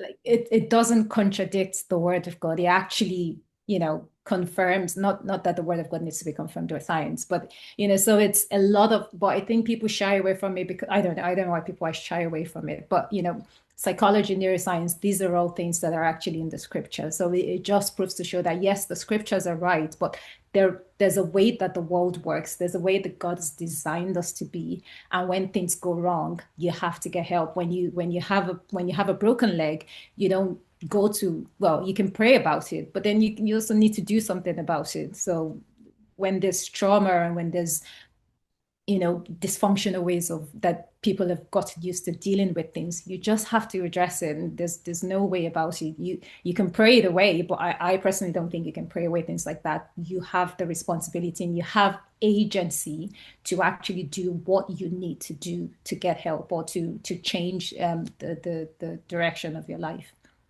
Thank you so much for sharing that. Now, the only thing I would say is that in getting a therapist that maybe is not Christian or from the Black community, is that you have to be very discerning and careful. So this week I saw on Instagram a lady who said the Holy Spirit inspired her to come up with sex toys specifically for Christian women. And I'm like, I don't know about this. Now, why I say this, now imagine if this person is a therapist and she has all these ideas that may not necessarily be from the Holy Spirit. So you have to be very discerning. You have to do due diligence. Probably find out if you can be referred to a therapist that is not from the Black community. Okay, Laide, yes, go on. Yes, thank you so much, Pastor K. I mean, I was just going to point out, I mean, I love what I hear Yomi about not wanting to go down the Christian therapy route, but I wanted to say there are also some really great ones out there, and maybe not to put it in one box sense is what I was going to say. But I hear you and I understand what you're saying about culture, which is quite important. I was just going to add on to what Yomi and Sumbo had said, even because I think listening to that question we're trying to answer about that person that potentially shuts down and doesn't. I think that was something around. I'm paraphrasing, but I guess the context is the person that doesn't really communicate and just shuts down and doesn't deal with issues in a sense, because I potentially and. I'm careful how I'm saying this because I'm trusting God that God is taking me on a journey of transformation, but I potentially can identify with the person because we're all products of our upbringing experiences. I grew up in an environment where I wasn't trained to confront issues or to have conversations. Even with I grew up with my grandparents, so I was around adults a lot. So it was always a case of children should be seen and not heard. So growing up, I didn't say much. I was that child. Yeah, people thought I was talkative, but I couldn't have proper conversations without feeling at some point that it escalates, let me just shut it down now. And so what happens is that I get to a point where my emotion can't handle it anymore. I'm shutting down. I'm not having this conversation. I'm not dealing with it. I don't have the capacity. And that's it in that moment. Obviously, for me, and I know not everyone here is a Christian. For me, I'm a person of faith. So along the way, the Holy Spirit had to deal with me as a human being that this is not a way of life. But so I would say we can't underestimate the need for prayer in our marriages, because if the enemy understands the purpose for our marriage, trust me, of course, he's always going to be going around looking for which marriage to divorce. So it's to know that definitely we can. And in that space of consistent prayer, the Holy Spirit will reveal to both parties, what needs to keep transforming to on that journey of wholeness.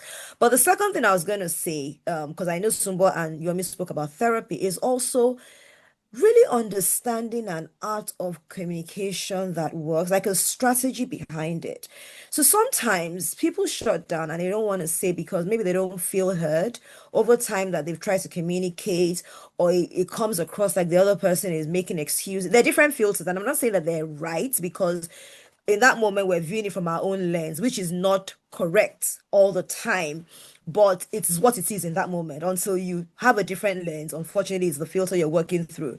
But if we then learn how to communicate, have a strategy around it.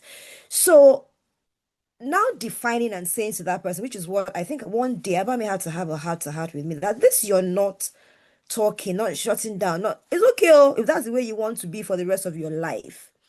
Now, let me just tell you, this is the impact it is having.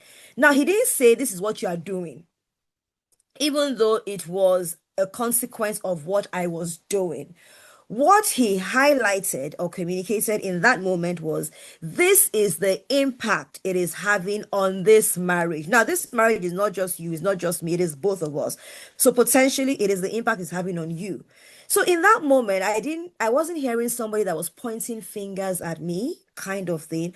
I was hearing someone it was like a heart's cry. Like, this is the impact. If not, something doesn't change, I can, like, they say insanity is doing the same thing over and over again and you want a different result. If you keep doing this thing, honestly, there's not going to be a different result. But I now did not hear, my lens changed because I didn't feel like I was being attacked, which sometimes is the reason I shut down and I don't want to talk.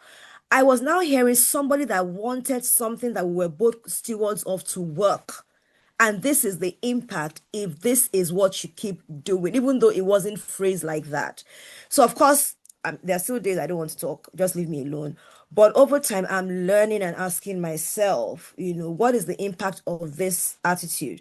But prayer, I think, is very key, but it's also knowing how to communicate the impact of the other person's position, or because sometimes everybody feels justified. I'm quiet because I don't want it to escalate.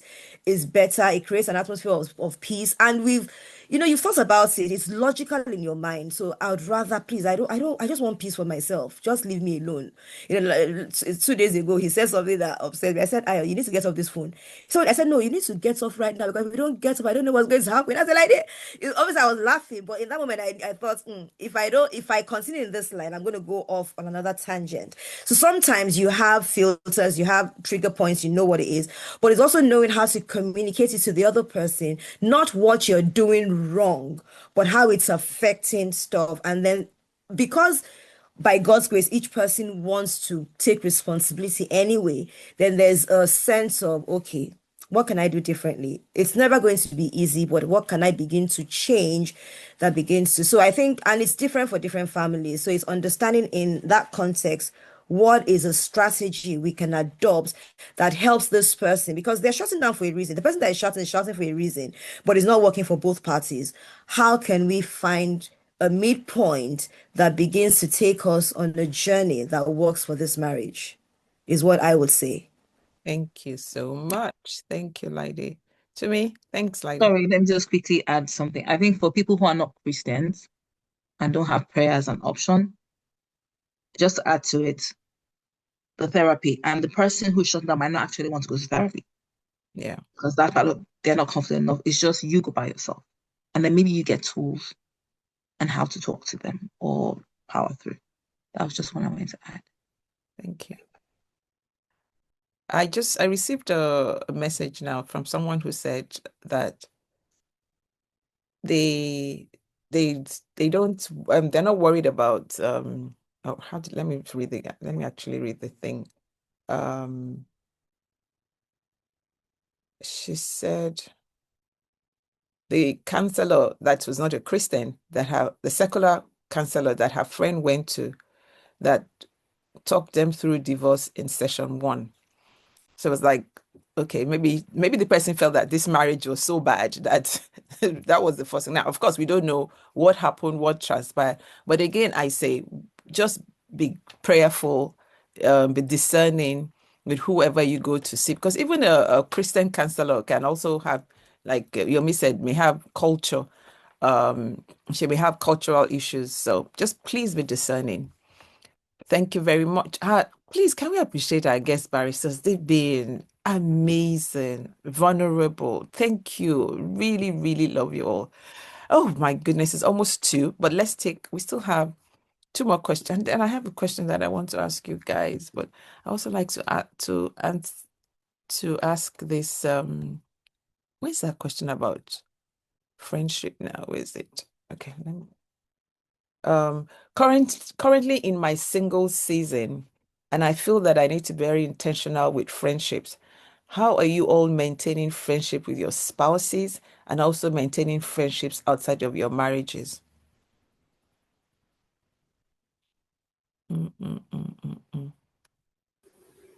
Okay, Yomi, go on. Thank you.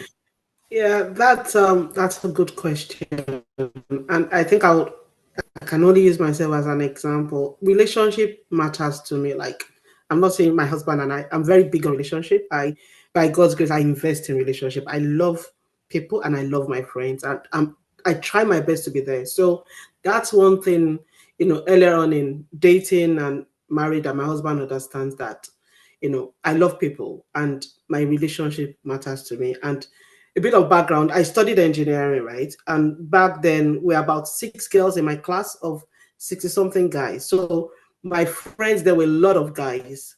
And my husband understood that, okay, these ones, they're going to be in my life. So a lot of them are still in my life. And I think what has helped is having that communication and openness. Like, he's got his own friends, we have a good relationship by God's grace as husband and wives. We are friends, like we are besties, we are friends, right? But then outside that, he has to understand, and I have to understand that he's got friends before meeting me. He will have more friends, and vice versa, right? And because we are married, I've seen people once they are married, especially some ladies, once they are married, they cut off their single friends or their friends, and you need your friends. They are your support system. So they are my support system. I have my relationship with Olaide. I have my relationship with some other people on this call. They are my friends. We do get stripped together. So it's having that understanding and that communication that we are a unit, we are a team. That's our friendship, our relationship. But we also both have friends, that we have to still plug into and do life together.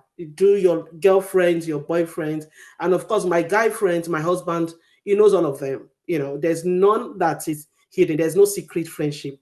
We know he has babes that are his friends that are not my friends. I know about them. So it's that having that communication and that understanding that you are going to have friends, outside both of you, and you have to do life together with your friends, and giving that space to each other in a healthy way, I think for me has helped. So when I'm saying I'm going on spa weekend, I love spas. That's my me time. I go with my friends, spa day, and not necessarily with my husband. I want to go with a particular friend or group of friends.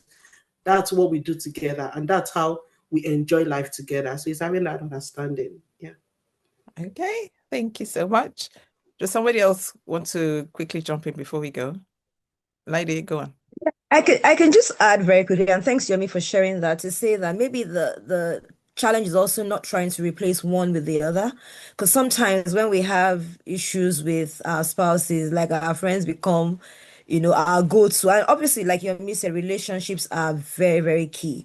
But I think that both obviously require intentionality. I think I see Sinemi just asked about how, husband and wife can remain friends. That takes intentionality, because even for me, as I'm sitting, I'm saying, Bam and I need to work on this area, because sometimes life just becomes routine. We work, one person is by their computer upstairs, the other person is downstairs. Before you know it is 7 o'clock, and you haven't even really chilled to just have a proper friendship conversation. Then you finish work and your friend calls you and you're on the phone for 1 hour. I used to annoy my husband because he'd be like, you have just spent one, and before I'm like, what? I used to find friends, and that was my initial response. But that wasn't the point. It was a case of, no, you cannot replace one with the other, and it's understanding what friendship needs to be working in this moment and what you need in this moment. And it would mean sometimes your friend. I have one friend. I tell her that she's very annoying because I can be on the phone to her in the space of half an hour. Like, hold on, my husband is calling me. Like, hold on. I'm like, please, how many times does your husband call you? I said, well, I've only been on the phone for half an hour. He has called you like 6 times. But what I'm trying to say with that point is that she will prioritize her husband. She just like, I'll call you back. My husband is calling me. Meanwhile, I can just be gisting, and then I'll forget my husband has called me. I've not come off the phone. He'll be like, I was calling you. I'm like, oh, sorry, I was on the phone. On the phone too, but do you know why I was calling you? So what I'm trying to say is sometimes understanding what is needed in that, if our spouse is looking for a friend in that moment, not replacing that with our other relationships, because each one matters, each one serves a purpose. but it's also understanding what is needed at this point in time. Because sometimes the danger, particularly for a lot of us girls, you gist. I tell when I tell him one gist and I come back the following day, like you told me yesterday. I'm like, okay, you not just pretend that you're hearing for the first time. I'm like, you don't even know how to gist. I'm going to go and gist with this person. Danger is that because I feel like that person understands my gist, let me just be going to this person to gist. And then you lose the sense of fun and connection because you feel like your husband is just one stranger. Abam is fun, but if like this gist again, kind of thing. So let me go to the person that we hear by gist 6 times. What I'm trying to say is balance is very key in understanding what is needed. When I want to pepper him and has annoyed me, I will not be on the phone to my friend. I'll be laughing, laughing, laughing, so you can hear my voice from upstairs, laughing. Then he'll be very angry, very, very angry. But I know that in that moment, I'm being very, very petty because I should not really be replacing. I should be working on my friendship with him and not replacing it with something else, is what I'm saying. So my response to that is that it has to strike a balance. I don't know what word to use. They don't necessarily depend on each other, but you must also understand the purpose that each friendship serves. We must like our spouses, so that means you have to be friends with them. But there are times you also need your space, so you need your other friendships and relationships. So it's knowing what is needed in this season. What do I need to be doing? Balance, I think, is something I would also say, aside from nurturing both, is understanding and working on that. I think being friends with our spouses takes a lot of intentionality because the danger is that you're in the same space, you're going out together for functions, and you might think that that is it without really. I have some friends, they're so intentional, they'll say they're going for date nights, it's very, very admirable. And I'm like, there's a lot to learn here. But I think really just carving out that time, the same way you go on a spa trip, like you said, with your girls, I can just say, okay, what do I do with my spouse here to build the friendship, I would say. Thank you for sharing that. Just thinking, I think every woman needs her friends around her. Seriously. My husband doesn't like gist like that. In fact, sometimes when I have gist for him and I tell him, he makes me feel unholy because it's like, I don't see it. So I need my friends, my girlfriends that I can, hey, do you know this? Da da da. Okay. Oh gosh, so many questions. Are you guys okay with us going on for another 15 minutes? Please let me know. Thumbs up in the question box. Thank you. Thank you. Thank you. Thank you. Okay. How do you navigate where husbands, hobbies, close friends are all single and they want to hang out all the time, but you're married with kids? How do you navigate that? Can I? Yes. I think for me, boundaries is really important. Like, so your hobbies, friends, do they understand? So it's not like, let's go out, we're single, we go to only for women, or doing things outside of it. It's more of, I don't mind my husband having single friends. It's just, are the boundaries clear? Like, do you understand that when you go and hang out with friends? So we said that let's go somewhere where there are women, or let's go somewhere you know in your heart is not right. Yeah. They don't feel comfortable inviting you due to that reason. So what are the boundaries? How do they see you as a married person? So I would say a husband would be the one to do that work. Do you get what I'm saying? Because I know of someone who married with kids, young kids, and her husband would always go out partying like he was single with his other married friends, single friends, and they'll go out till 2, 3 a.m. in the morning. And for her, it was like, and I said, you to go out. Because he's not helping this. And you know what she said? And then of course, me, when we go out, we're going outside of the country. So the shock of she's leaving and she's going to Paris for just like she's going, and I'll say, no, dress up. If it's McDonald's, they are going to. You're not at home. Just and the fact that you're at home and then you have all these thoughts and all of that. So he'll be like, where are you going? I said, make sure, because for her, I was like, I'm taking care of the kids. He's going off to have fun. And that way I would say, you're not a single mother. Before I even say he's going out, you're going out. As in just, but I think in relation to the question is making sure that your husband is one that said, but that's not for you to worry about. For him to say he knows what the boundaries are and he can have fun with his friends that are single. Is it that do you trust the friends that are single? Is another question entirely now. But in that way, I'll say husband needs to draw the boundaries where his friends know where they invite him to, where are they going to. And that's what I would say. So it's not for her to, she can pray about it as Christian, but if you're not a Christian, you don't know anything about prayer. Have a chat with your husband about how you feel. Like, this is how I feel, this is the concerns I have. If he says it's unfounded, then I'm going to trust you to put the boundaries in place with your friends. And I think that's what I would say. I agree. Thank you. Thank you. Okay, one other question, and anyone can ask, how can I and my husband remain friends? So how do you maintain the friendship in the marriage? I think some of you may have answered that in one way or the other. Yomi, okay. Yeah, I think we've kind of touched on it, but Laide said something earlier. It's being intentional about it. And just like, we kind of maintain a friendship with our friends that are not our husbands, like we are intentional about it. So I've not heard from my friends, Laide, other people in a day or two or three.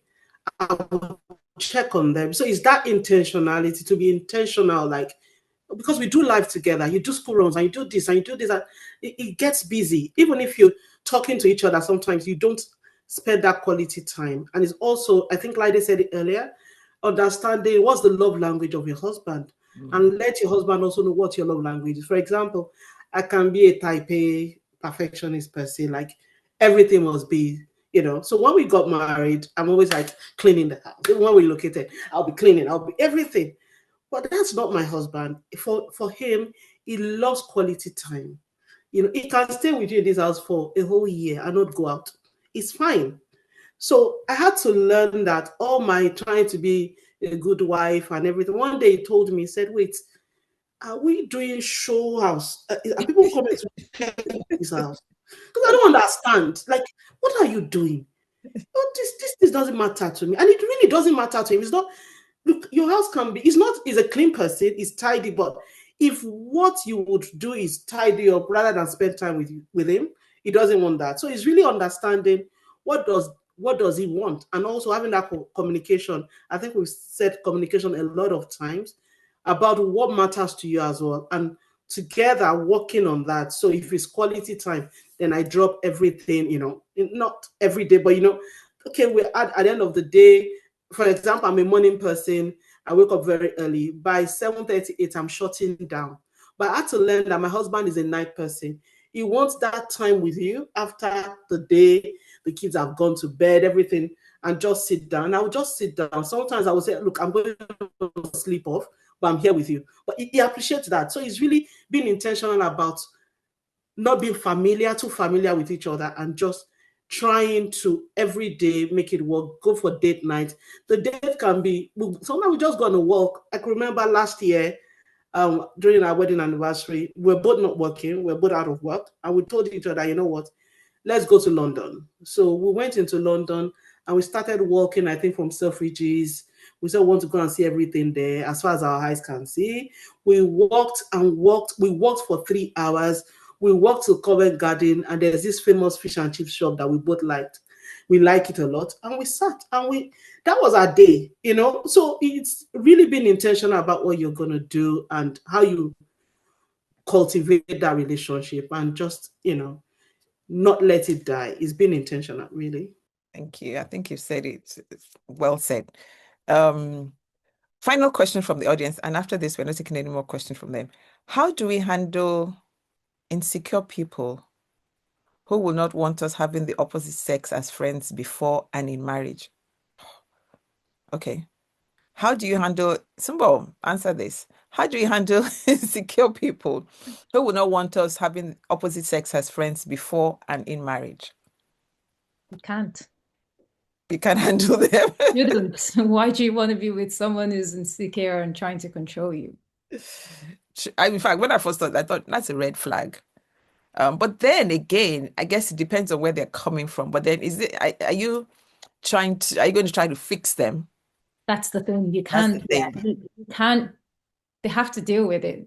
Yeah. They have to be able to deal with their insecurities. You Yeah. can't, because you're going to spend the rest of your life trying to convince someone that, yeah, it's just not worth it. And I think, women, please, for the love of God, let's stop trying to fix men. You're not Jesus.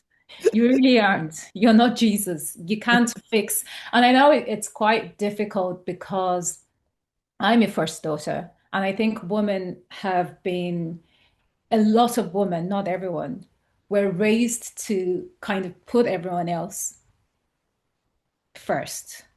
And we have this sense of responsibility to the people around us, to society. It's not your task. It's not your responsibility make them aware of it.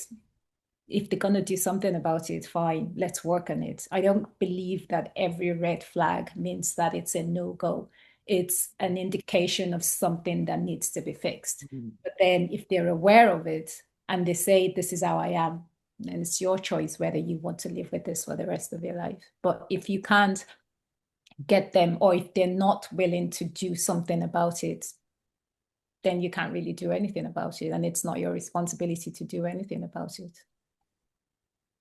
Well said. Thank you. Thank you so much. Wow. Thank you, guys. Okay, final. And this one is for all of you. There's some conversations going on the side. I'm not even going to try and look at it, husband and wife. So if there's a woman here who is preparing for marriage, or if a woman here preparing for marriage asks you for one honest piece of advice before she gets married, what would you tell her? Just one piece of advice. Yes, go on, Tumi. I think I'll say, to thy own self be true. What does that mean? Know your boundaries, know what you're accepting, know what you're not. That might change as marriage goes on. But first things first, who are you? Know who you are. And because as they say in Yoruba, don't start giving an impression of yourself that you're not prepared to follow through with. Yeah. And I think that has stayed true for me, and that's what I would say. Just be cooking every day. Why you won't do that? If you don't even want to cook, I'm sorry, this topic about cooking. If you don't even want to cook, they'll outsource your cooking. Yeah. And that's why it's not gonna marry the. So that's why for me, I'm always worried when I see guys that are traditionalists. Like, you want to wife, and then go and look for somebody that likes outsourcing. Why don't you just find your fellow human being to marry? So I think for me, don't start where you're not good, because it's not sustainable, is what I'll say. Yeah, be yourself. Great. Lady. Sorry. I was thinking, I don't know. There's quite a bit I could say, but maybe what I would say is don't rush clarity, is what I would say.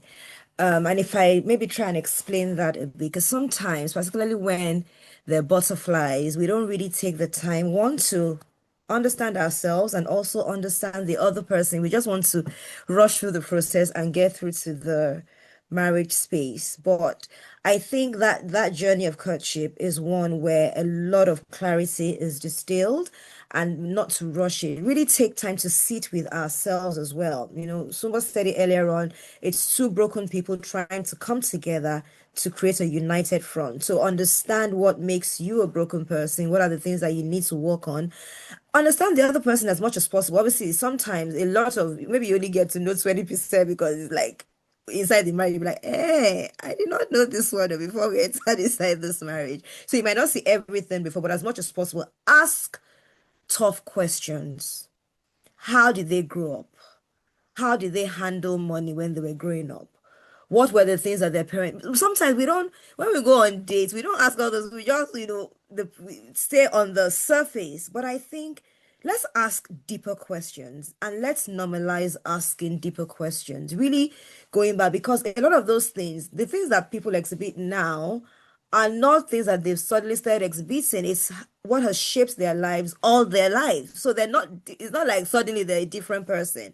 It's just that and it's not like someone said, we have the power to change. So you still have to make a decision as to whether or not, if this person never changes for the rest of their lives, am I still okay with this version of them? And you have to be able to settle that. Yeah. But I think even to get to that point, let's ask, please, beyond the surface, let's ask deep questions. I was talking about, we didn't get to talk about finances. I was having this conversation with somebody, and I'll say a lot of people now, but the problems were not things that just suddenly surfaced in marriage. It is how we've all been brought up and how we've all dealt with money in our various contexts. So please, I would say, don't rush clarity. Take the time to sit with the deep questions. Don't be afraid, even if you're not the person, like someone like me, that is very uncomfortable sometimes going deep, but knowing that it's a journey. Let's normalize really going deep, so that by God's grace, it can be a worthwhile one.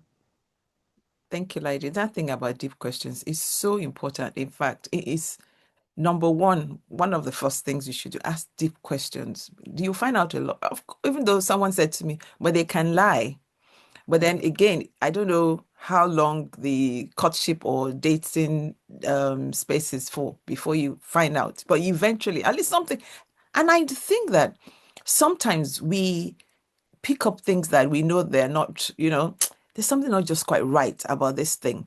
But because maybe we're desperate, or, you feel I'm getting old, and then, we think the person will change. All I need to do is love him a little bit more. Maybe he wasn't loved by his mother, and now you become his mother, But anyway, sorry. Who else hasn't spoken about this question? Sumbo? And Yomi and Sumbo. Okay, yeah. Sumbo. Absolutely spot on what Tumi and Laide said. But I think I'll just add to that, that it's just gone off my head. Listen to your gut. And also just go and work on yourself.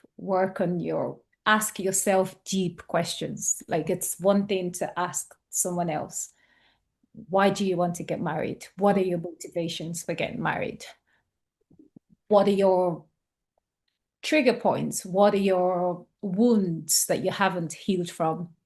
When you are open with yourself, then you can be open with someone else. And then you can indeed hear what they're saying.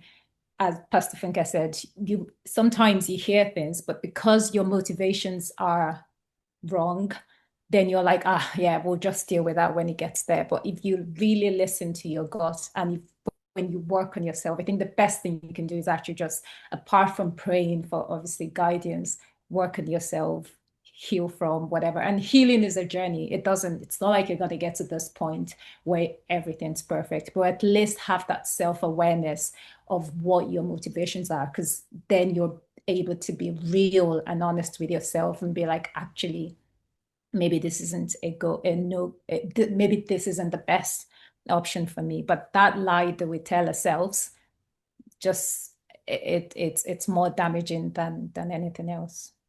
Thank you so much. Thank you.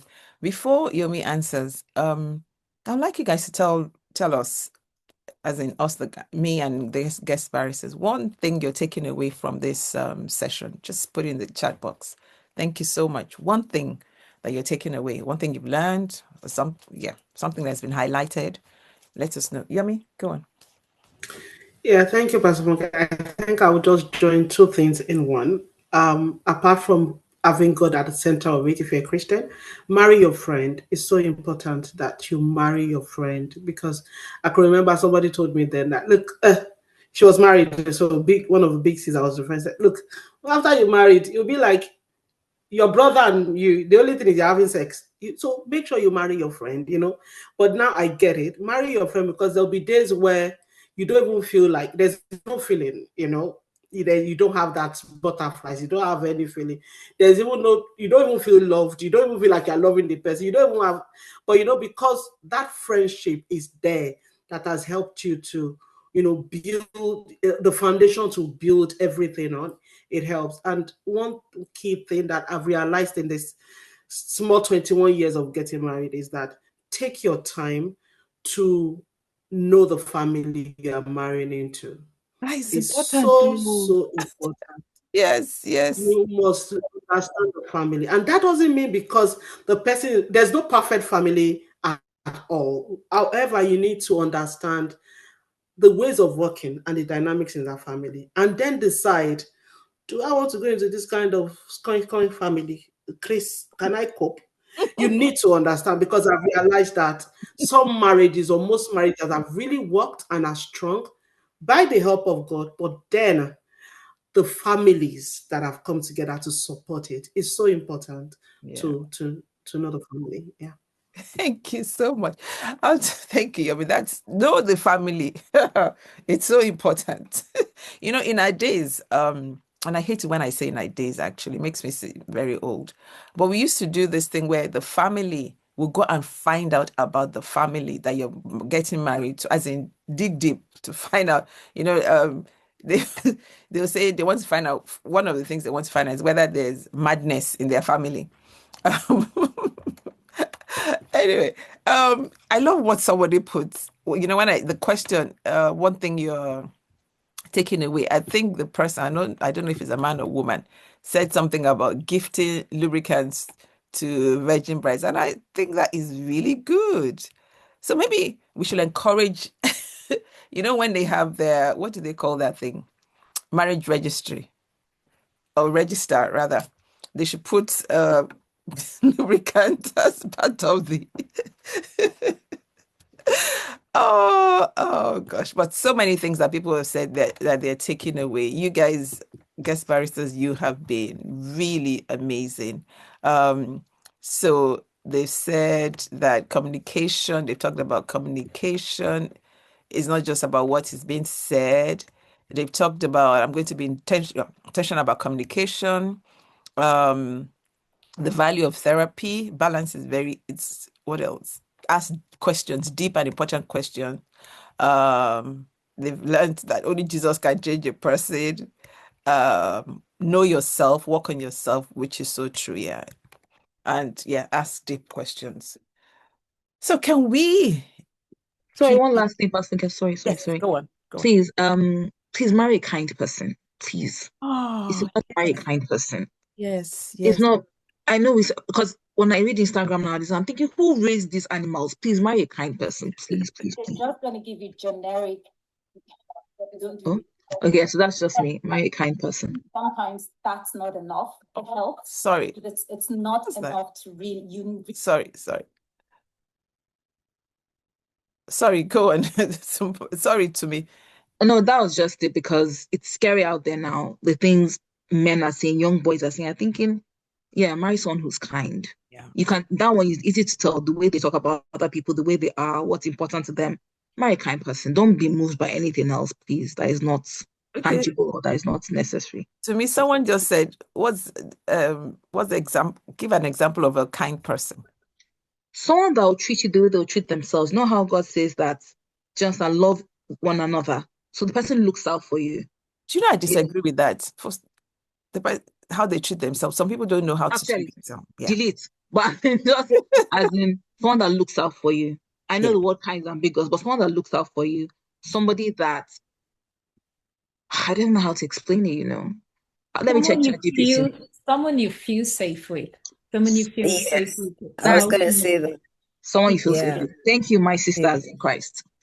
And please, can I just add to me, thank you so much for saying that. And I was going to say that Antoniola just says it's the Holy Spirit, that beyond marrying a kind person, please be kind as well. Because a lot of times we place expectations on other people, but we ourselves. So it could be both ways. So I just wanted to say that. Someone said that in the chat, and I think if both parties are consistently kind and are conscious in their decisions to be kind to each other, the world would be a better place.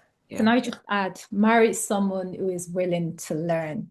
Because people have, yes, again, this whole thing of like, you've grown up differently. Yeah. Sometimes you might be unkind, but not knowing that you're actually being unkind. But if I tell you that you're unkind and this is the impact of what you're doing, and you still then decide, well, that's your business, then that's when it becomes. So we've all got some sort of toxic traits. So it's not, sometimes they might just exhibit bad behavior, but that's not, but then if they're willing to learn and they're actually willing to, make the changes that's necessary, and then I guess it gets better. Yeah, absolutely. Kind, someone put kind person is compassionate, selfless, genuinely cares, which you've all said. Often. Oh yeah, and someone who respects you. Someone who respects you. I think the church, we talk a lot about women respecting men and not enough about men respecting women, or just everyone respecting each other. And respect, well, the way that I define respect is probably different from, the being subservient and deferring to each other, but just having, just being respectful, having compassion and treating me like you're equal, like someone who you actually value and you see, and I'm not just a wife, or I'm not just someone that's meant to fill a role in your life, but you actually see me, you value me, you hear me, and you want to do the best for me. Yeah. It's so important. And I would say that also as women, we should know our worth. Come on. You're the prize. I'm not saying men too don't have worth, but don't feel, sometimes I've heard where the women feel like the man is doing them a big favor by marrying them. And I'm like, what? So know that you have worth. Christ died for you, just like you died for him, but you have worth. So just know your worth, ladies. And don't let anybody tell you anything less than that you don't have worth. You do have worth. Okay, this has been really, really good. You guys have been you've been vulnerable. You've been courageous in sharing. You've been amazing. And I love you all. Thank you. I apologize. I should have mentioned it. Lola had to drop off. She had an appointment. That's why she dropped off, I think about 1 or so past 1. So can we appreciate them again? Yomi, Tumi, Olaide, Sumbo, and Lola. Thank you so much.